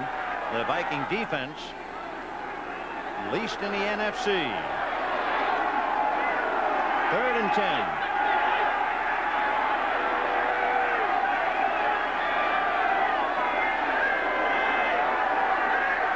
Oh, bad snap. Martin is down underneath the pile, and I believe Doug Martin recovered the ball. He sure did. Number 79. There he is. And is he thrilled? It was a very bad snap by Guy Morris, who appeared to be coming up out of his stance and squirted the ball back to Jaworski. Yes, people don't realize that they snapped that ball back. It's a blind snap, and he just snapped it back there poorly, especially with somebody on his nose. The troubles of Guy Morris.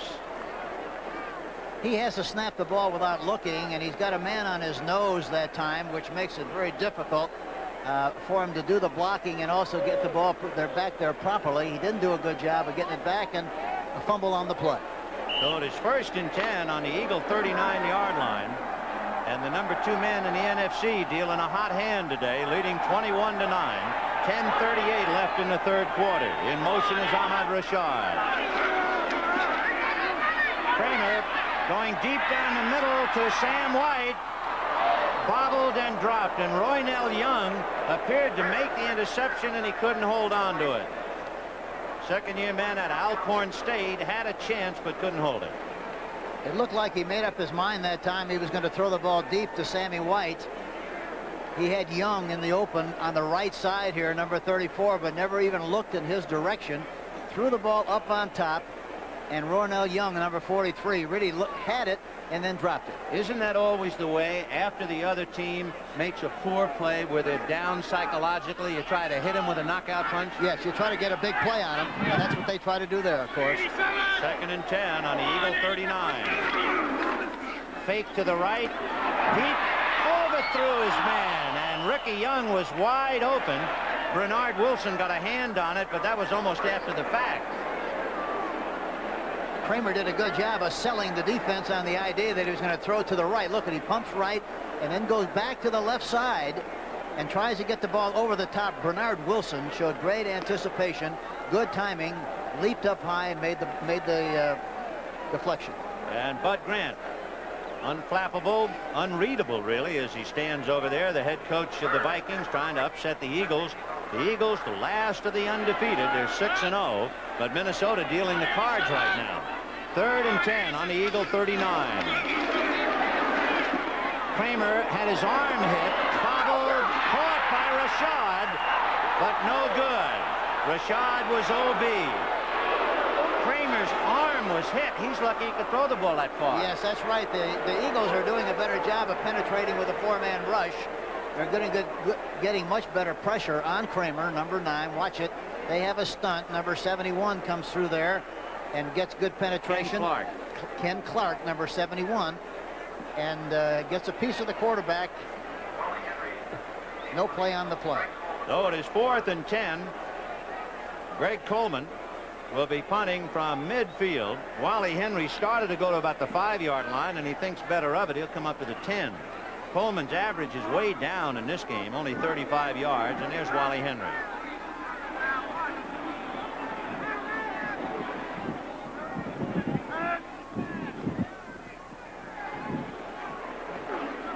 And Coleman gets it away. Henry sees it hit on the 10 and go out of bounds at the 11-yard line. So that was an excellent punt by Greg Coleman to drop a poached egg on the Eagle 11. And it's 21-9 Minnesota, 10-12 to go in the 3rd quarter.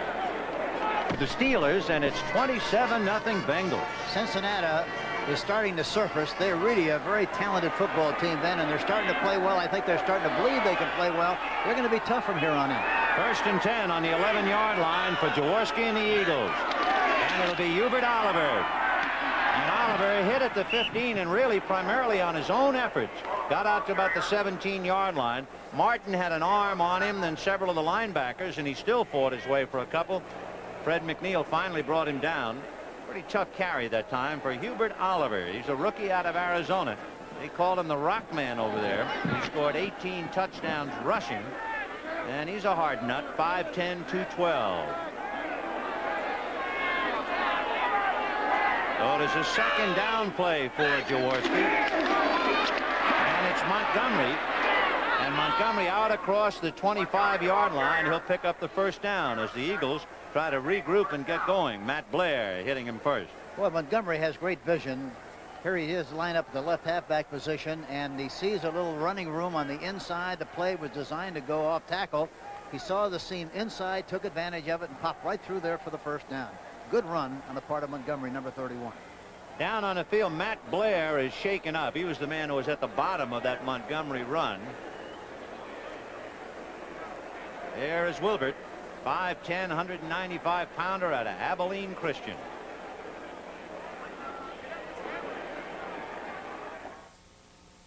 London. One leg. Matt Blair had him by the other leg, and they made a wish. That's 1st and 10 on the 26 of Philadelphia. And a screen to Charlie Smith, who hasn't been heard from. He got one block from Sizemore, but one block with 4 Vikings is not enough. And Henry Johnson, who has just replaced Matt Blair, knocked him out. There's Henry, 2 years out of Georgia Tech. That was a quick screen, faking left and then throwing right. Had no chance really on the play. Number 37, Willie Teal, comes up there in a good position, along with some other help from the other defensive backs, and he doesn't make much on the play. Matt Blair, who was injured, is back in the ball game now. And it is 2nd and 5 on the Eagle 31. It's a draw to Oliver. And Oliver was grabbed by Studwell, fumbled the ball, I believe. White has the ball, and the Vikings have recovered it. James Duck White has the football. Turnovers in field position, Ben, very, very important. The only thing is now that Minnesota had good field position the last time they had it, didn't do anything with it. They have to do something here to get a bigger lead on the Philadelphia Eagles, because this game is a long way from being over, and they're going to fight you tough all the way through. Talking about Philadelphia. So the Oliver fumble recovered by James White, and you can see Philadelphia 2 turnovers. The last one was on a bad snap. 1st and 10 on the Eagle 29-yard line. Kramer setting up to go right and throws behind Ted Brown, who tried to one-hand it and couldn't do it. They're doing a better job of providing pressure. That time they blitzed the linebacker Wilkes along with the 3 linemen, and they're getting to Kramer a lot better than they did in the first half with the package they had in the first half of trying to rush the quarterback with just 3 people. The Jets on top 27-14 in the 3rd against Buffalo. Now they got 4 defensive linemen in the game. 2nd and 10 on the 29-yard line of the Eagles. Sensor, the tight end, is on the left side, but they'll stay to Ted Brown, and Brown is hit and twisted 2 or 3 ways. The guy on top is Ken Clark. Well, you talk about making a pretzel out of a ball carrier. So Ted Brown, who has really been busy, not only has he carried the ball 10 times for 24 yards, Brownie has also caught 9 for 74 yards. He's had a big day. And he's a very prominent guy in the overall scheme of things here at Minnesota. He's a very outstanding all-purpose running back. So it is 3rd and 7 on the Eagle 26-yard line. Terry LeConte goes wide right, and the Vikes slot left. White is inside Richard. A little release to Ted Brown, and he's going to go to the 20 before he is upended by Blackmore, and he is dropped inside the 20 at about the 18. That should be the 1st down. Brown did a super job that time. He knew exactly where he had to go for the 1st down. He kind of sliced between two defensive people and got the yardage that he had to have. Watch it. He looks downfield, dumps the ball off, catches it in stride, goes down the sideline, and number 27 has a shot at him. Blackmore. Yeah, Blackmore has a shot at him, but in spite of that, he still got through there for the first down. Ted Brown has now caught 10 passes. But you know what? He caught a dozen against Tampa Bay in September. 1st and 10 on the Eagle 18-yard line. In motion is Sensor, the tight end. The pass, too much for Sammy White, but he let him way deep in the end zone. Sammy White today has caught one ball, but it was good for 50 yards and a touchdown. So it'll be 2nd and 10 from the 18-yard line. Now remember, the Eagles have done a great job. After the bad snap and the recovery, the Vikings had the ball 1st and 10 on the Eagle 39, and they didn't gain a yard. The second time they've just gotten the ball on the Oliver fumble. They had it on the Eagle 18, and here's 2nd and 10 from the 18. We haven't heard much from Mr. Ahmad Rashad here this afternoon either. No, that's because Sensor's been so busy, I guess, and he's a wingback on the left side. The pass is to Brown, and Brown goes out of bounds at about the 11-yard line, knocked out by Jerry Robinson. It's the same old thing. A very high percentage pass to Brown in the flat, working on a linebacker. There you see him. Hank, what can you do about that? You have to double cover him. You got to do something with linebackers. And guess right. Hopefully you guess right by playing him inside outside with linebackers and double covering him so that he doesn't get a matchup between one linebacker and Ted Brown. Well, it's 3rd and 2 on the Eagle 10-yard line. 21-9 Vikings. Minnesota trying to cash in the Oliver fumble and pick up another score. Kramer to Brown, trying to get outside. And he's going to be pushed out of bounds. Al Chesley and Herman Edwards came over to hit him. And he picked up the first down, which will make it a 1st and goal. He had to get to the 8, and he goes out of bounds at about the 6. Ted Brown, a remarkable day. He's picked up 90 yards passing and another 28 yards rushing.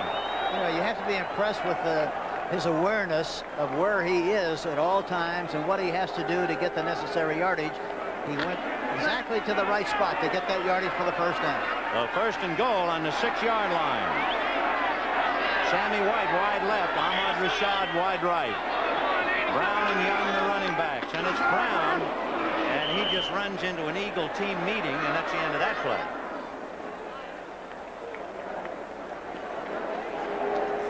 Among others, Hairston, Robinson, Chesley.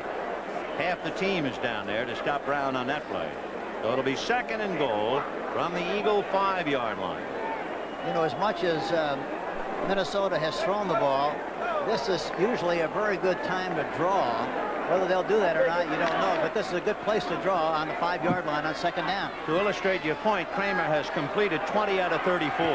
2nd and 5 on the 5-yard line.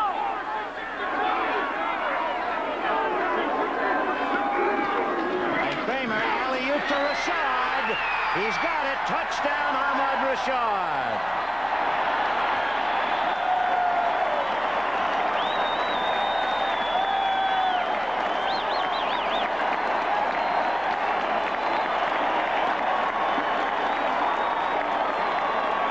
He caught him in a bump and run and just threw the ball right over the top. Beautifully thrown to the outside, and the defensive back, number 27, Blackmore, had no chance whatsoever. Here he again. He does a good job of holding him up, and then he gets turned around the wrong way. The defensive back got turned improperly. The ball is thrown outside. Touchdown, Minnesota. That's the 3rd touchdown for Rashad. The hold by Nord is bobbled, but the kick is good anyway. JoJo Heath trying to block that point, And that's a great kick by Danmar. Oh, he kicked a submarine shot that time, very low.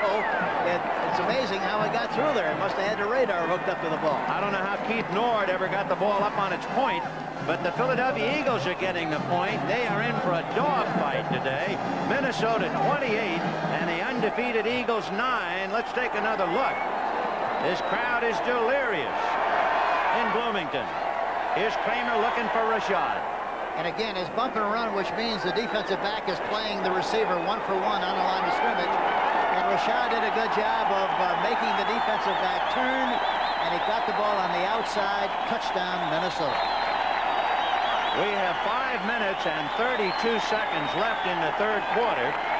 And if the Eagles are going to get off the ground today, they're going to have to start to make a move. Yeah, they have to start making some big plays defensively. They cannot consistently have to go 80 yards to get back into this football game. They've got to reduce the size of the field some way by making some big plays and getting in better field position. So as the result of the Hubert Oliver fumble that was recovered by James White, the Vikes go 8 plays, 29 yards, capped it off with a 5-yard pass to Rashad, and an excellent point after by Rick Danmar. He had to kick one that looked like it was belly up on the ground, but somehow he got it up to thump it through. So he's 4 for 4 today, 17 for 19.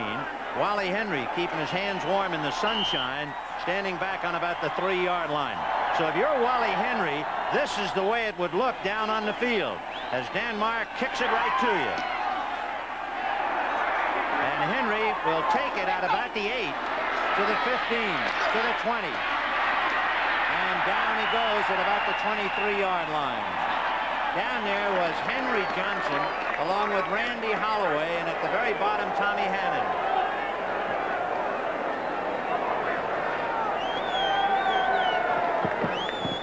Don't forget, with Tampa Bay and Minnesota began the day tied in first place 4-2, and Tampa Bay is at Oakland, where Oakland trying to find the key to the end zone. Meanwhile, the Giants are at Seattle and Washington at Miami. By the way, Kramer has thrown 4 touchdown passes to 4 different players, to Sensor, Brewer, White, and Rashad. 1st and 10 on the Eagle 24.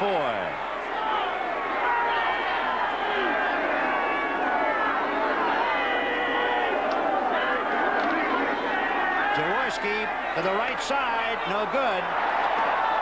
And flags all over the place. Charlie Smith apparently interfered with John Turner. Looked like he was all over him, so I'm sure it'll be pass interference against number 27. Defensive pass interference, number 27. 1st down. Yeah, that was pretty easy to spot. Yeah, no question about that. That was a good call on the part of the official. The play, he fakes outside and tries to whistle the ball inside. But it's very obvious that John Turner, number 27, was involved in pass interference on the play. So 1st and 10 for Jaworski on the Eagle 39-yard line. 5:18 left in the third quarter. 28-9 Minnesota. Jaworski to Montgomery with Guy Morris trying to throw a block, but McNeil pushed him out of bounds before he could get anywhere near Morris's block. The Eagles are doing a good job of changing the tempo of the game a little bit as from an offensive viewpoint. They're going on a lot of quick counts and getting a jump on the defense. Hank, I can see a one-man screen with, let's say, tackle Sizemore, but that was a screen with the center trying to get across. That seems like a very difficult play to execute. Well, it all depends. It all depends on who is covered or uncovered. In that particular case, evidently, Morris was not covered, so he released and was outside on the play. A tough way for Guy Morris to get out there to block for Montgomery, but he did. 2nd and 3 on the Eagle 46. And it's Montgomery, slowed down by Martin, got away from Holloway, but he's finally dropped short of the 1st down. Doug Martin and Randy Holloway had him in the backfield, and Montgomery escaped the trap, and finally Blair brought him down. And they're using a 4-man line now, talking about Minnesota. And watch Martin get penetration. That's the one thing that you do not want to have happen on that kind of a play, for anybody to get penetration. Martin did. He slowed him down, and no chance to make yardage on the play. So it is 3rd and 2 on the Eagle 47-yard line. Big call for Jaworski. He has to keep a drive going. Montgomery following Oliver. Upended at the last minute by Kurt Knopf. had he not been tripped up by Knopf at the 45, he would have gotten a lot more than where they're finally going to spot the ball at about the 43. Let's say the center, Morris, did a good job on the middle linebacker. Studwell knocked him beyond the hole.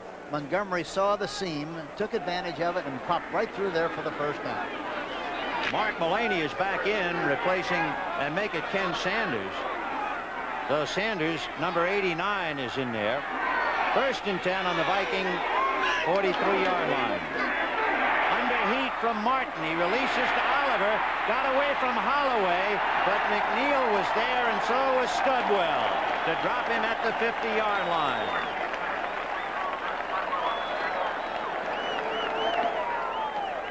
That Minnesota defense is not playing like they were 11th in total defense, 6 against the run, 13 against the pass. They're playing much, much better than that here this afternoon. In fact, Dick Vermeil, the coach of the Eagles, was quoted as saying that the front of Minnesota is a lot better than last year, and needless to say, the scoreboard backs him up. 28-9 in favor of Minnesota.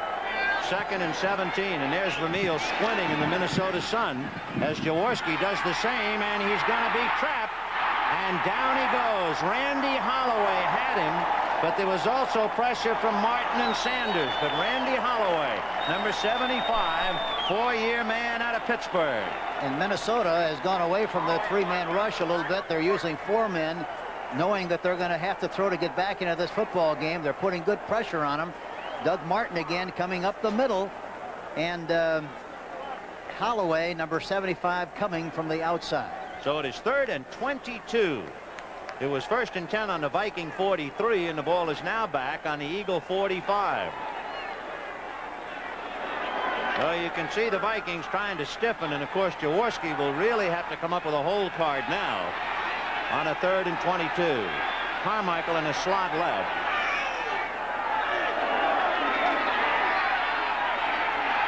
Jaworski deep, and it is deflected by Seaman, and it is caught by McNeil, and McNeil still on his feet, and he's in Eagle territory at the Eagle 48-yard line. The pass deflected by Jeff Seaman and intercepted by Fred McNeil.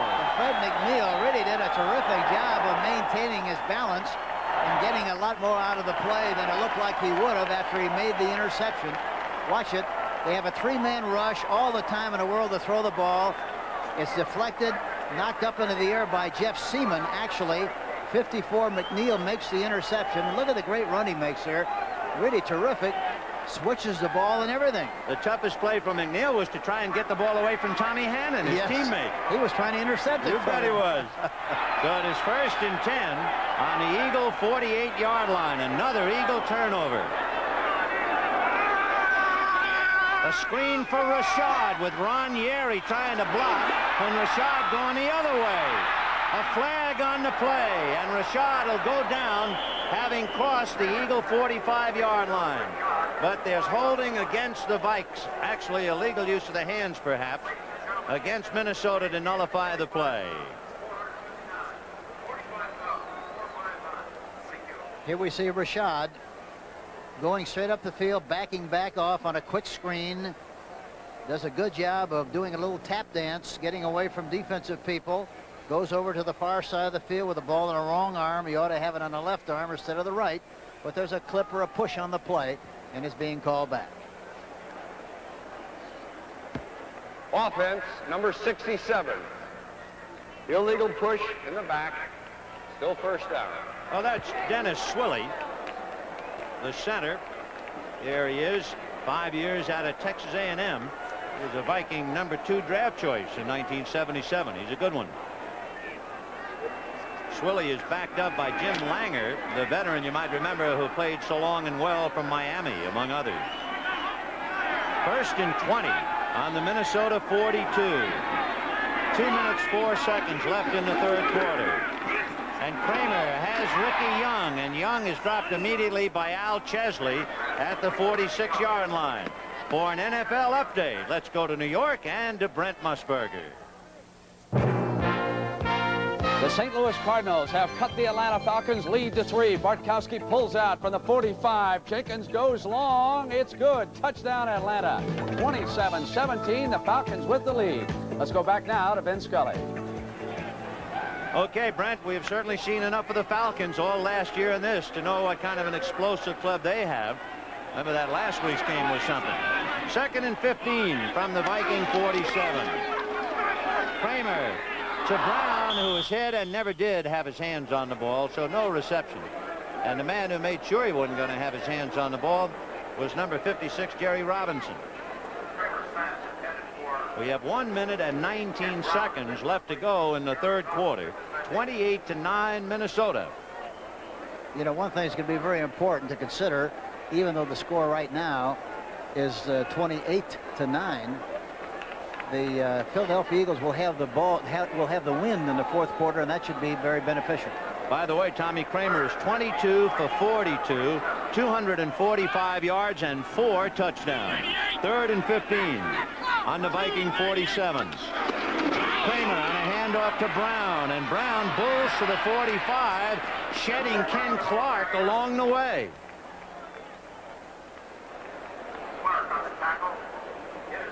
San Diego opening up a little bit on Baltimore at halftime. San Diego 23, Baltimore 7. Of course, 23 isn't enough. They scored 31 points last week and lost to Minnesota.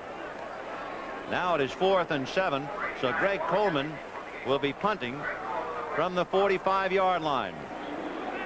Coleman, originally drafted by Cincinnati, was a free agent with Cleveland and picked up here and doing well. Wally Henry, the deep man on the Eagle 10-yard line. Coleman angling it, but it doesn't go for him. Henry goes back and makes the tackle at the 10, and Studwell bear hugs him and drops him at the 14-yard line.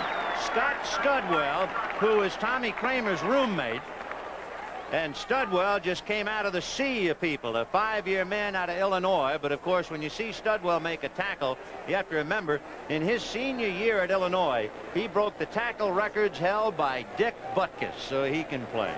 Hey, today's doubleheader. Tampa Bay is tied with Minnesota right now. They're in Oakland.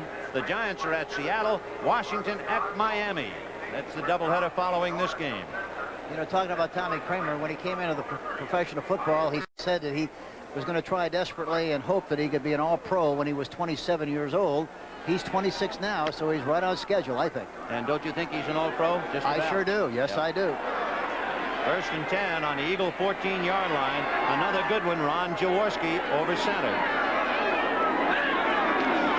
Jaworski staying on the ground with Oliver out to about the 19-yard line. Remember, it was Oliver's fumble that was recovered by James White that led to the touchdown pass to Ahmad Rashad.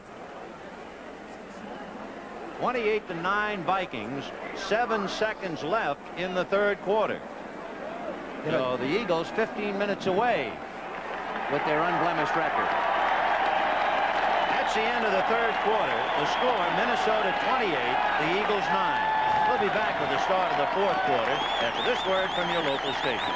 Bud Grant and the Minnesota Vikings have the Eagles in trouble. The Eagles, with their perfect 6-0 record, have run up against the Vikes and Tommy Kramer. It is 28-9 Minnesota in the 4th quarter. Bud Grant counting playoffs, 144 victories. And on the other side, Dick Vermeil, who won his 50th in his career last week in the victory against New Orleans. 28-9 seems like a very, very big lead, but when you really break it down, it's 3 plays away from being back in the game. So, you know, they've got the win now. Things could happen. And the Eagles have the personnel for big plays. Jaworski, Montgomery, Carmichael, etc.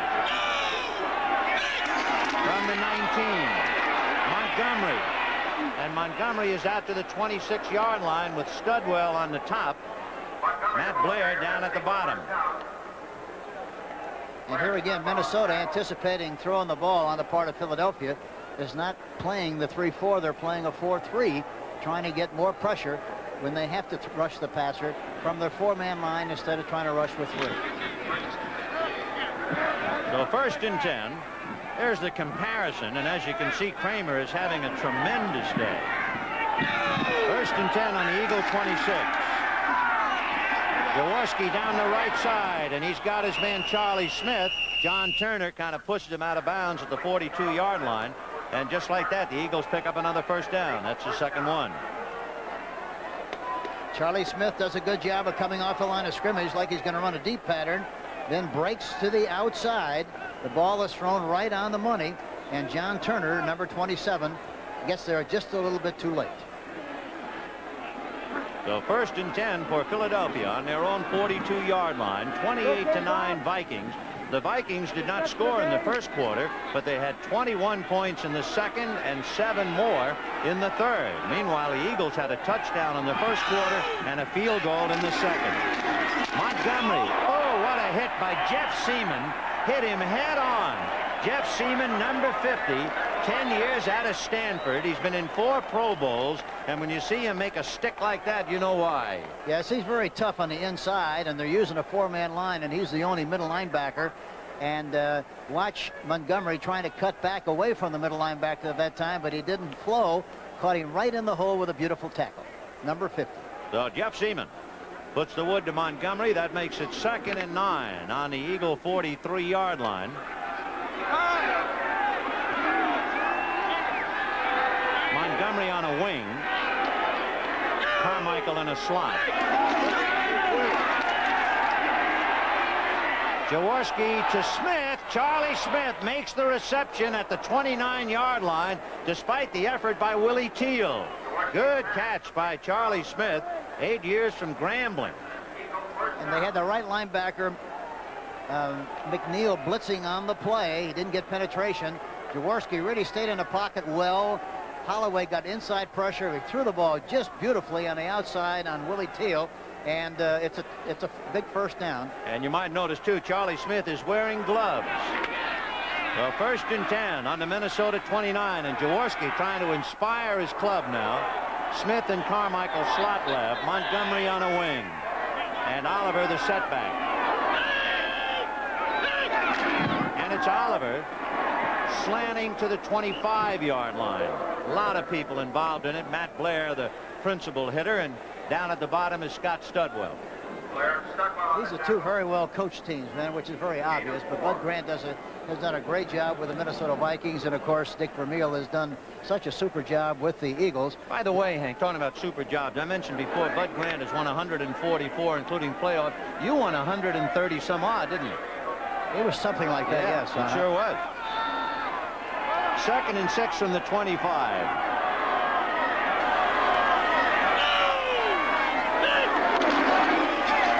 Jaworski down the right side to Montgomery. Touchdown, Wilbert Montgomery. He took it away from Walt Williams, who couldn't quite stay with him. Did you see the cute little bump he got there on Williams? If we see it in the replay, he hesitated a lot, just long enough. Watch him. He's got a one-on-one on Walt Williams, and watch what happens downfield. He's looking to the inside, and watch here, he delays a little bit. See the little bump, pushes off of him, and makes the catch. Beautiful play by Wilbert Montgomery, number 31. Beautiful pass from Jaworski to just lead him perfectly. There wasn't much that Walt Williams could do. So now it is 28-15, and suddenly you feel it in the ballpark. Wait a minute. Is it going to be one of those second halves for the Eagles against the Vikes? And another thing is, I remember we talked about earlier, they've got to win in the 4th quarter. That's very, very important. That was a little bit of a skitterish point after, but they made it. So it is 28-16. Vikings. Take another look. Jaworski to Wilbert Montgomery. And they have Montgomery out wide as a flanker, and they got the match they wanted. They wanted Williams to try to cover him. He didn't. Touchdown, Philadelphia.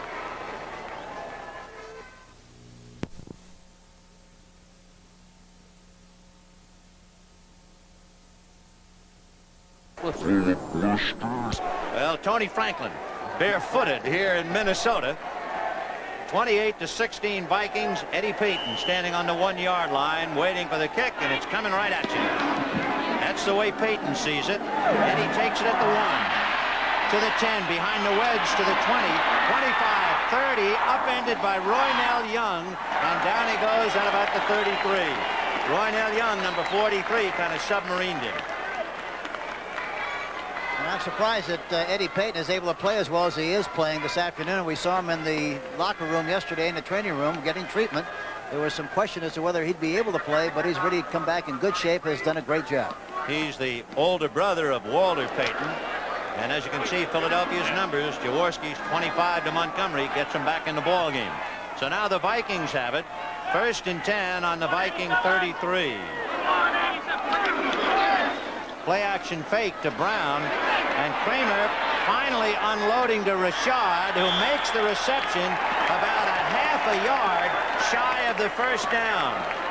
And Charlie Johnson really lowered the boom on Tommy Kramer. Say, friends, we'd like to alert our viewers in Tampa Bay and Washington that the National Football League requires us to leave this game at 4 o'clock so that you can see full coverage of your home team.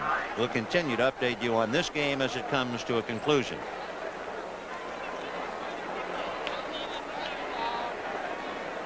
Kramer took such a hit that Charlie Johnson almost knocked him out of his uniform. But Kramer is 6'2", 205-pounder, a remarkable athlete. 2nd and 1 on the 42, and they stay on the ground and burst across to midfield. And it's Ted Brown who picks up the first down and then some, with Al Chesley bringing him down. A couple of scores for you. Look at that wild one. Atlanta 27, St. Louis 20 in the 3rd quarter. 13-3 San Francisco beginning to assert themselves over Green Bay. New Orleans in a tough one with Cleveland, leading 17-13 in the 3rd. 33-14 Jets with 4:21 left in the 4th. All right, 1st and 10 at midfield. In motion, Sammy White. Both backs release, and Kramer to White at midfield, and Roynell Young wraps him up, so they picked up maybe 2 yards on the play at best. 2 or 3. Roynell Young, only in his 2nd year at Alcorn State. And look at Cincinnati knocking holes in Pittsburgh 34-0. And one more, San Diego at a halftime with Baltimore 23-7, so you're right up to date. 2nd and 7. The ball on the Eagle 47-yard line. 28-16 Minnesota. You know, it's frustrating to play defense against this Kramer kid because he gets rid of the ball so quickly. Even though you rush him, you get there a little bit too late. 2nd and 7. Kramer rolling to his left, throwing to White, who can't hold on to it. Jerry Robinson picked it up on a bounce. So it'll be a 3rd and 7. Roynell Young did a good job of covering on the play. This time Kramer rolls out to his left, gets away from all the inside traffic. You see Sammy White, 85, breaking to the outside, but Roynell Young really does a great job of covering on the play. So 3rd and 7 on the Eagle 47-yard line. 28-16 Minnesota. We have 10 minutes and 16 seconds left in the game. And remember, the Eagles dominated the Vikings in the 2nd half in their 2 meetings last year. And you can see the 3rd down conversions, they're almost equal. 3rd and 7. On a draw to Ted Brown, he got around Hairston. He gets by Herman Edwards, and he finally goes out by Bernard Wilson, but he picked up the first down. So a gutsy run by Ted Brown to pick it up. And Rashad really did a good job of blocking on the play. It wasn't anything as far as a great physical block, but he got in the way enough where he provided Brown with, there you see the block. On Herman Edwards. Yeah, and you see Brown pop to the outside and get the necessary yardage for the first down. So the ball is now on the Eagle 37-yard line, and the Vikings have it 1st and 10.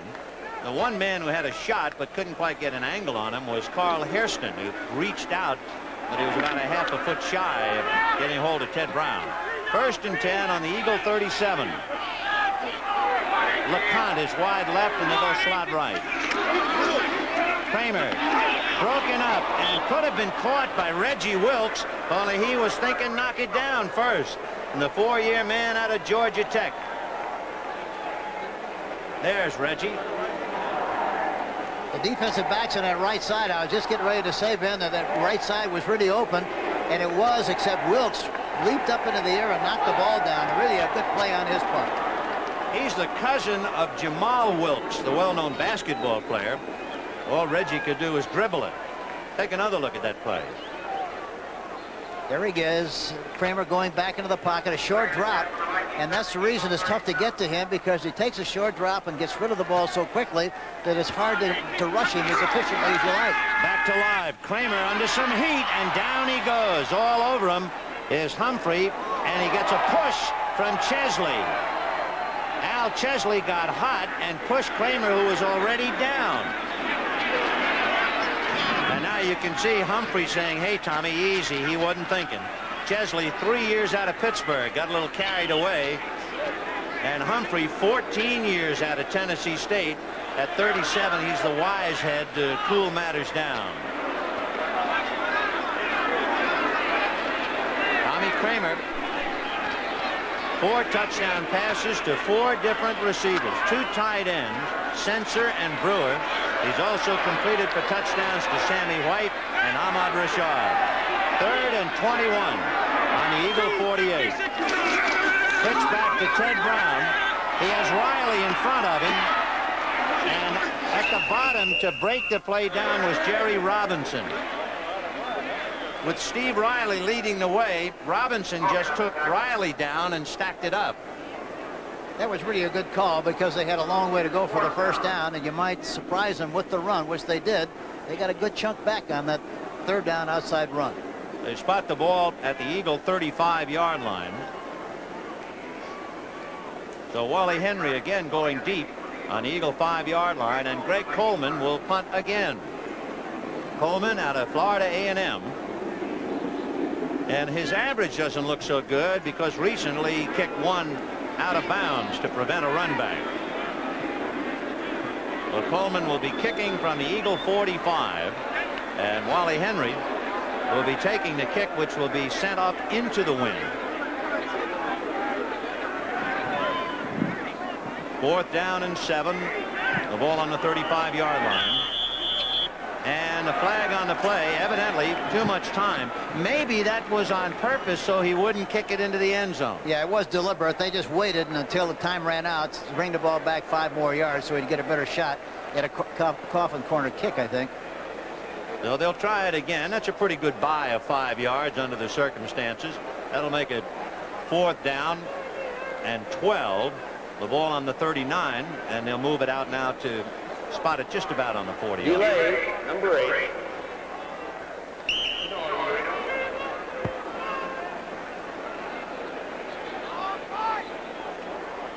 So Greg Coleman has bought the extra 5 yards.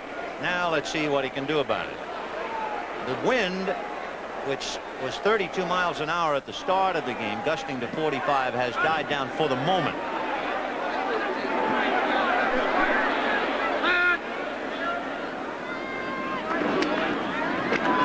And he gets it away. It's going to hit and go in, so the strategy doesn't pay off, and Coleman, fit to be tied, delayed the game to get the extra 5, but still kicked it in the end zone. So the Eagles will have it 1st and 10 in their 20, 28-16 Vikings. Dick Vermeil and his Eagles have 8 minutes and 18 seconds left in the game, and they trail by 12 as they try to remain undefeated. 1st and 10 on the Eagle 20-yard line.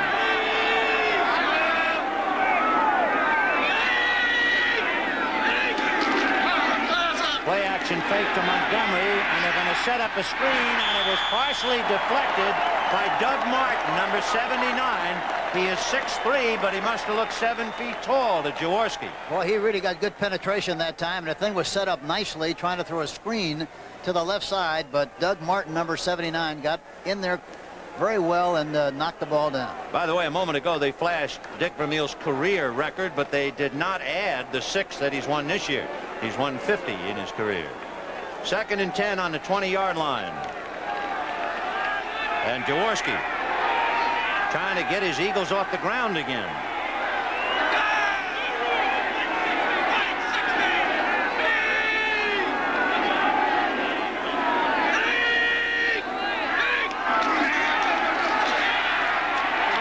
Side, and he's got his tight end Keith Preppley, Fred McNeil, chasing him out of bounds.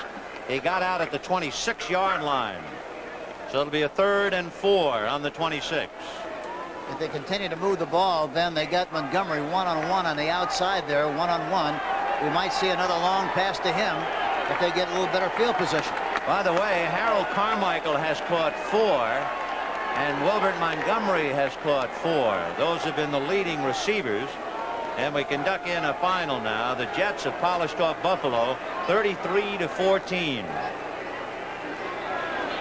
Another final, San Francisco in a dogfight, but they held on to beat Green Bay 13-3. All right, 3rd and 4 on the 26-yard line. Jaworski out of a shotgun. Canfield is in there to help with the blocking. And the pass is complete for the first down to Wilbert Montgomery. He's dropped by Keith Nord on the far side of the field. So Montgomery picks up his 5th reception of the day. You know, talking to Vermeil yesterday, we talked about Montgomery, and he said that if he felt like it and felt he could had to use him outside, if he started the season as a flanker, he could be one of the better or one of the best flankers in the National Football League at that position too, along with being a running back.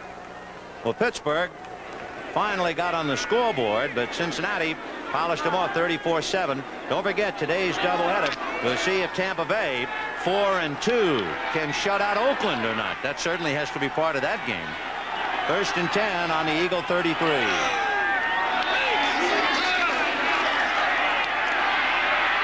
Jaworski has it intercepted by Matt Blair, and Matt Blair picks it off at the Eagle 44-yard line.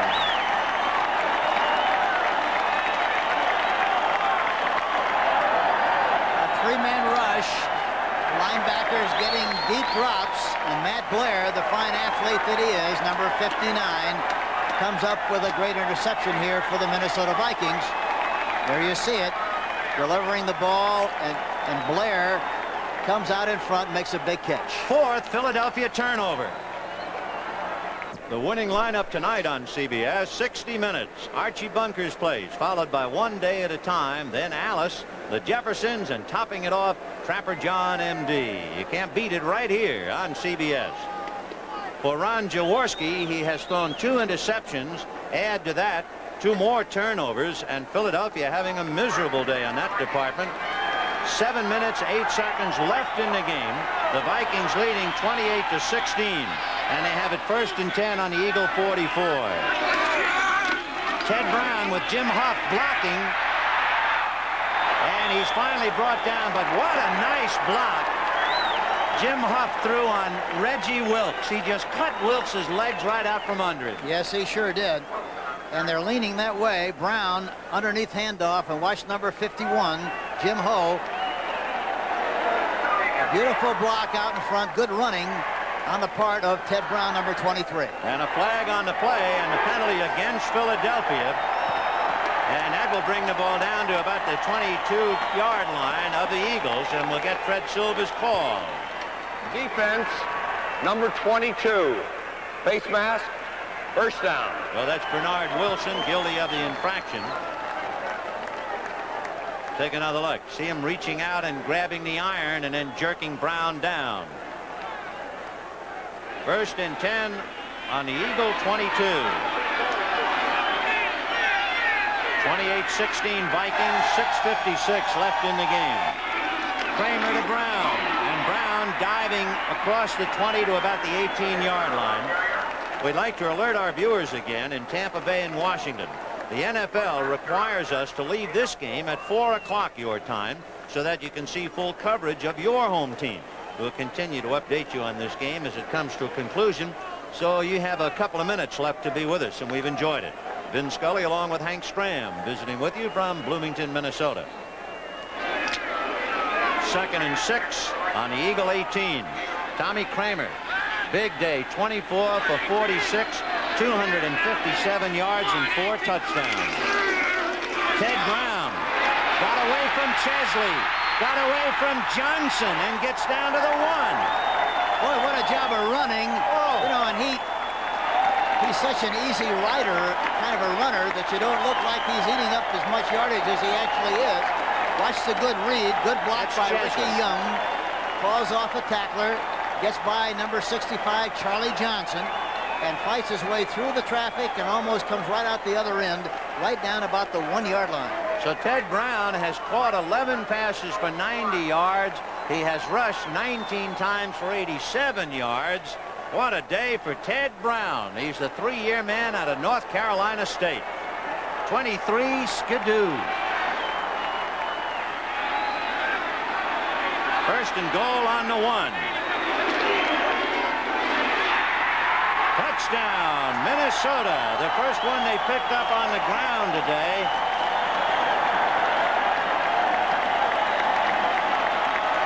So that makes it 34-16 in favor of the Minnesota Vikings. The land of the purple people eagle eaters. And for Ted Brown, that just caps off a great day. Now he has a total of 178 yards on passes and rushes. Ted Brown, what an individual day. And remember, he had 109 yards on pass receptions last week.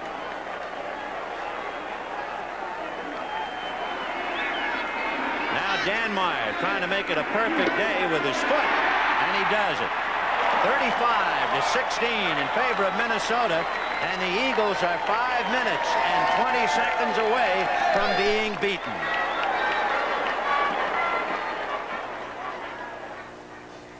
Out, of course, was Matt Blair's interception on the Eagle 44, and eventually Ted Brown, having a magnificent day, punched it over from 1 yard. 35-16 Vikings, and Wally Henry, the deep man, and waiting for the reception, and he'll have to come up and take it at the 14. Henry to the 25, to the 30, and gets maybe a couple more to the 33-yard line. Down at the bottom is Dennis Johnson making the tackle.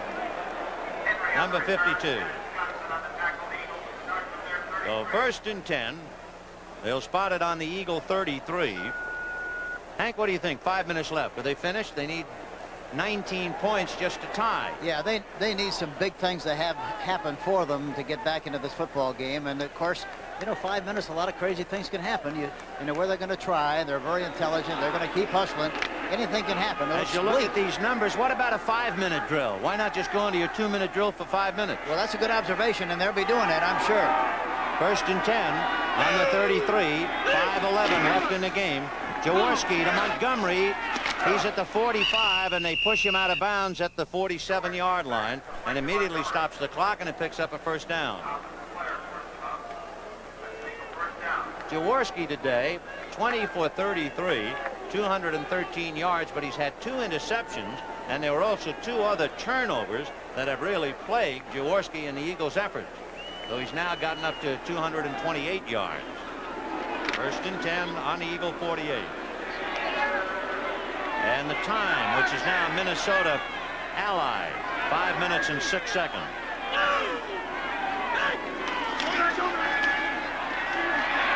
And a little screen to Hubert Oliver. He has Kenny blocking, but he's caught from behind by Duck White, and he is dropped at the 45-yard line. He has to get to the 42. So Oliver dragged down from behind by Duck White.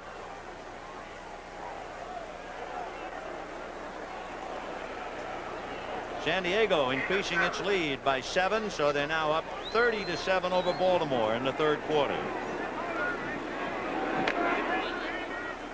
Atlanta leading St. Louis 34-20 in the fourth.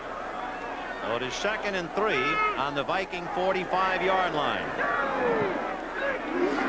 Straight ahead is Hubert Oliver, and he's picked up more than the first down. They drop him at the 33-yard line. Hanging on was Matt Blair and Tommy Hannon.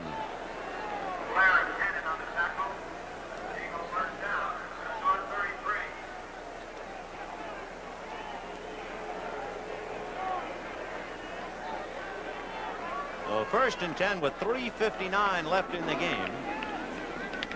The Eagles have 3 timeouts. So have Minnesota. 3:50. Carmichael and Smith go left. Montgomery, a wide receiver, right.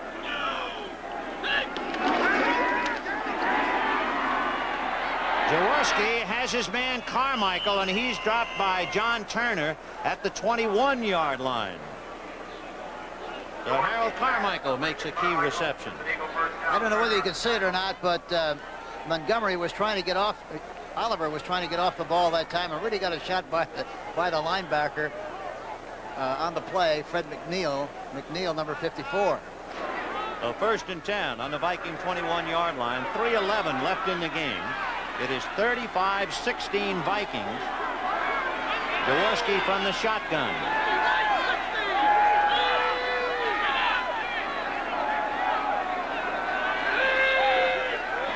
Long count. Jaworski looking right. And he's got Carmichael, and he's going to go in the end zone for a touchdown. With 2:47 left, it is suddenly 35-22 as Carmichael makes the reception for the touchdown. For Carmichael, that would be his 2nd touchdown of the year.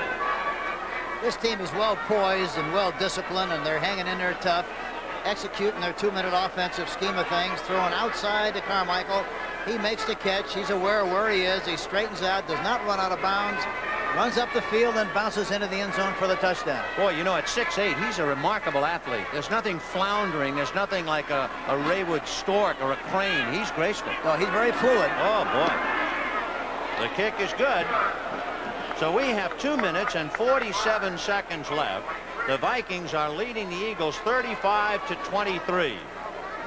Now, the Vikings won last week against San Diego because of an onside kick. With 2 minutes and 47 seconds, Hank, is it too early for anything like that? No, you have to go for the onside kick, being behind like he is right now. They have to try the onside kick. You have to get the ball back, and you have to do something quickly to get back into this football game. It sounds like it's almost impossible, but it isn't. A lot of crazy things can happen. 35-23 Minnesota. 2 minutes and 47 seconds left. Interestingly enough, the Eagles got a touchdown in the first quarter. Since the first quarter, they had a field goal in the second quarter. They were blanked in the third quarter. And now with time running out, they scored twice to get back in the game. There are the numbers to tell you the story.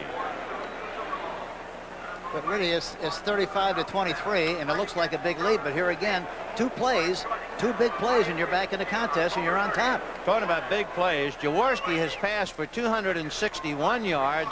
Kramer has passed for 257 yards. So it's an aerial circus, it figured. But, of course, Kramer is winning. Tony Franklin squirts it, and it's fielded by Tommy Hannon. And Hannon is dropped right at midfield, and the Vikings will keep the ball. There's number 45, Tommy Hannon at the bottom, and his bodyguard, number 54 or 59, Matt Blair. Blair is everywhere. You know what kind of a day Matt Blair has had today? Had 15 tackles. He's had 1 interception. He's had 1 fumble recovery. He has blocked 1 kick. Outside of that, he hasn't done anything. He shouldn't be tired at all tonight, should he? No. Hadn't done a thing. What were you saying about you used to address your team and call them imposters if they didn't bear down? If we were playing poorly, yes. And at times we threatened them with the fact that we wouldn't pay them if they didn't play like they're supposed to play. No imposter here. It's the real Matt Blair, and it's the real Ted Brown. Brown is stacked up, might have gotten a yard. You know, this game has been relatively free of penalties, which has added to the enjoyment of it. Good, Yes, solid football. And I think it's a reflection on both coaches and their coaching staffs. They do an excellent job. Well-disciplined, well-poised football team that are well-drilled. And that's the reason for not having too many penalties here this afternoon. 2nd and 9 on the Eagle 48. Cleveland turned it around. So the blues of New Orleans continues. Cleveland 20, New Orleans 17. Ain't that a bummer? Bummer was right about getting ready. I think he'd buy a new hat. One of those cowboy hats that he won that one. 2nd and 9 on the Eagle 48-yard line. 2 minutes and 38 seconds left in the ball game. The second quarter is the key to this one. The second quarter was completely dominated by the Vikings. They scored 21 points, and the Eagles could only muster a field goal in the second quarter. Now, with 2:38 left, it's 35-23 Vikings. Next Sunday, Tampa Bay at Philadelphia. Philadelphia, no doubt, will be licking wounds waiting for Tampa Bay. Minnesota, with a record, evidently, if they win today, of 5-2, will be at St. Louis. St. Louis losing to Atlanta. The Giants will be at Atlanta next week. So the gathering storm, you know, they were talking about a 20% chance of snow flurries today. And remember, it all starts with the NFL Today, 12:30 Eastern Standard Time. Good for you. There's Bud Grant, the head coach of Minnesota, once drafted and a great receiver for the Eagles. And Tommy Kramer giving to Ted Brown, and he gets to the 45-yard line, but he has to get just across the 40 for a first down, so he still has a long way to go. What a day for Ted Brown. He had knee surgery at the end of the '79 season. You didn't hear too much about him last year, but what a day today for Brown. And we're down to 2:24.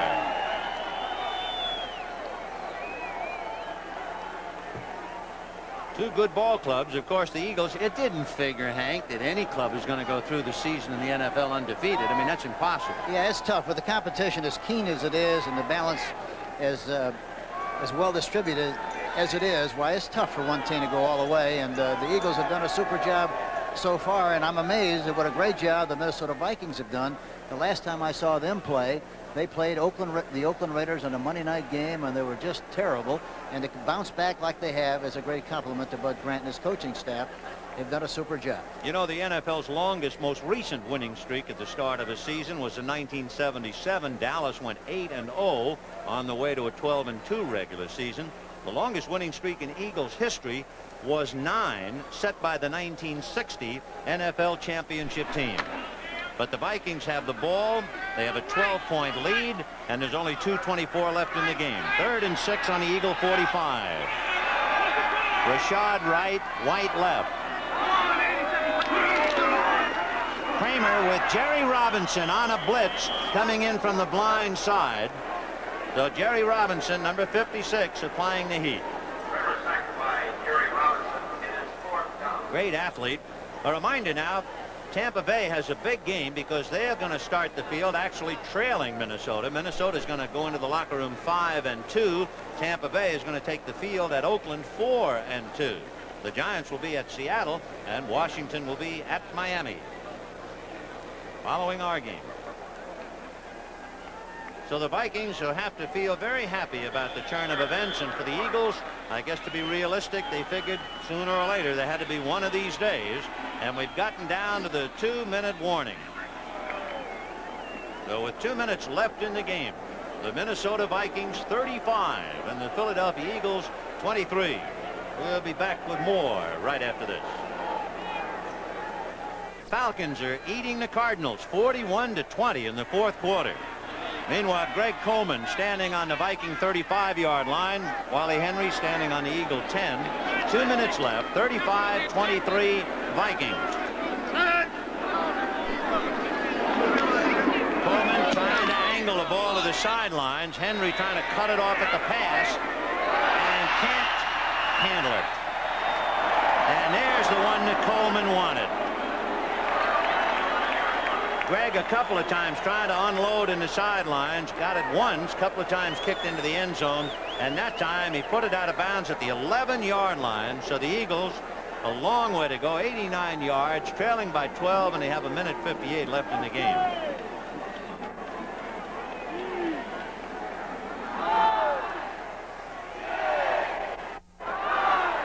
So Jaworski, 24 for 37, 283 yards, but he's thrown 2 interceptions.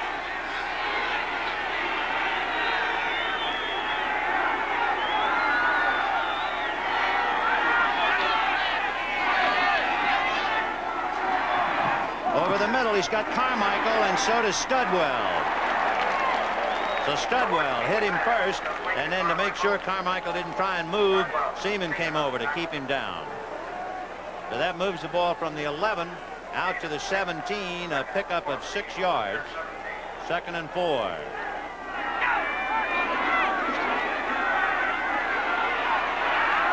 And the pass to Montgomery, and Blair wraps Montgomery up just about enough for a first down.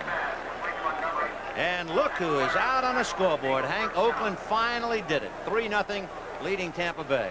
Boy, that must be painful for Tom Flores. Oh, yes, and of course they made a lot of changes, I understand, going into the game today. Young Mark Wilson was supposed to start at the quarterback position, and they made some other changes, so we'll be interested to see what happens after this contest is over with. So they picked up the first down on the Eagle 23. We have 1:22 left in the game as Ramil talks to Jaworski. 35-23 in favor of Minnesota. The gathering storm. Just to update you, San Diego, Baltimore. Baltimore has picked up 7, but it's 30-14 San Diego in the third quarter. And the Giants have scored in the great indoors of Seattle. 3-0 New York in the first quarter.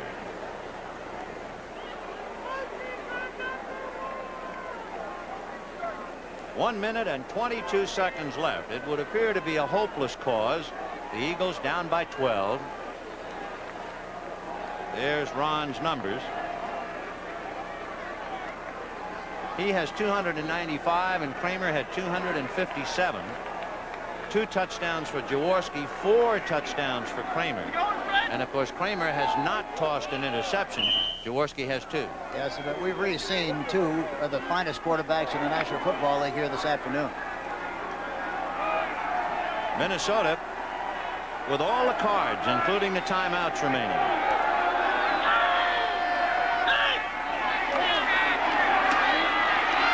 Jaworski over the middle. He's got Montgomery, and Montgomery is stacked up at the 35-yard line. That's enough for a first down, but of course the first down is not a payoff window. You can go busted counting first downs.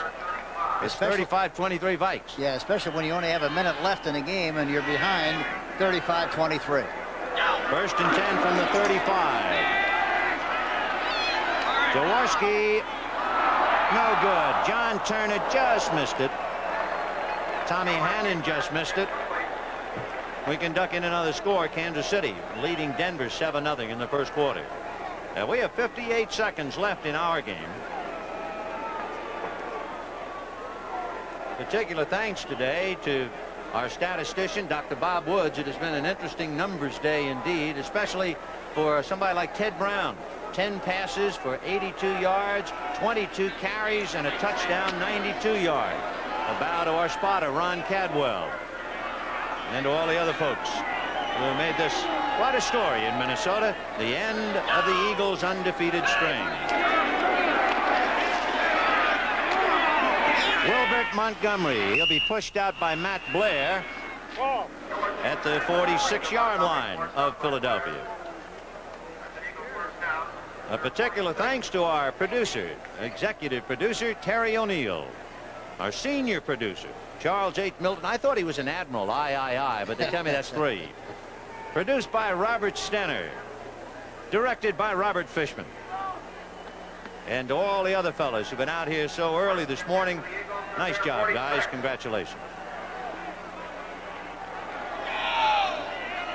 First and 10 on the Eagle 46.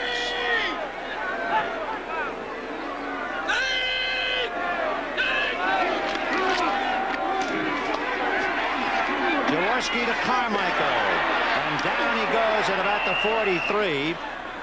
The first man to hit him was Dennis Johnson, and then as usual McNeil and Blair, who are always around the ball. Makes you feel good to watch this team play. They know they're behind. They don't have much of a chance to win with only 27 seconds, but they're playing like they still got a chance, and that's what's really important. Yeah, that's so true. They're not going through the motions.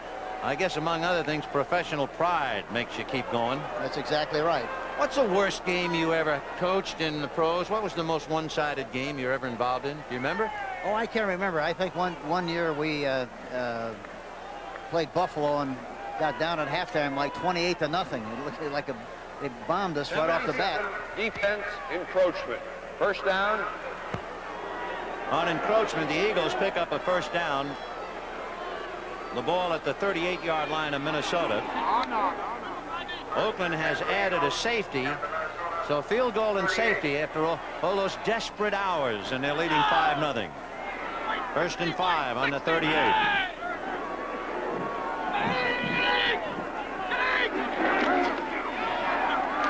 And Jaworski is going to run. No, then he's going to throw. And down in the corner, he overshot Charlie Smith with 21 seconds left. That happens a lot, doesn't it? When you're on the run, you have a tendency to throw high. Yes, that was a little high, but it looked like really that Charlie Smith had a chance to make the catch. He should have made the catch. 21 seconds left. We'll take another look, Hank. Yeah, there you see him on the outside, running straight down the sideline with Carmichael on the inside. He breaks to the outside, and let's see where that ball is. Yeah, it's a little bit too high. He would have taken him right out of bounds. 2nd and 5 with 21 seconds left. 35-23 Minnesota. Most of you folks looking at our ball game will see the Tampa Bay Oakland game, so stay right with us. Jaworski cranking up. Goes over the middle to Wilbert Montgomery, and Minnesota jams him up at about the 21-yard line. And with 10 seconds left, Montgomery and Dennis Johnson have a few words.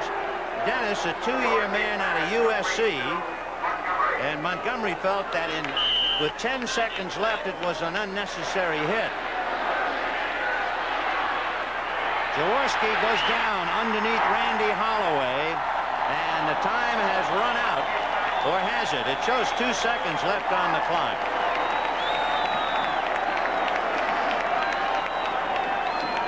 So the Eagles were 6-0, but they will lose today, and the Vikings will go into their clubhouse 5-2, and now it is official.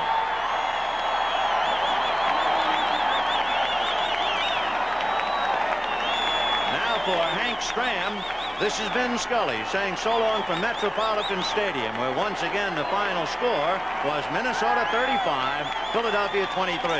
Stay tuned to the second half of today's doubleheader. Most of you will see Tampa Bay at Oakland, Washington at Miami, New York at Seattle.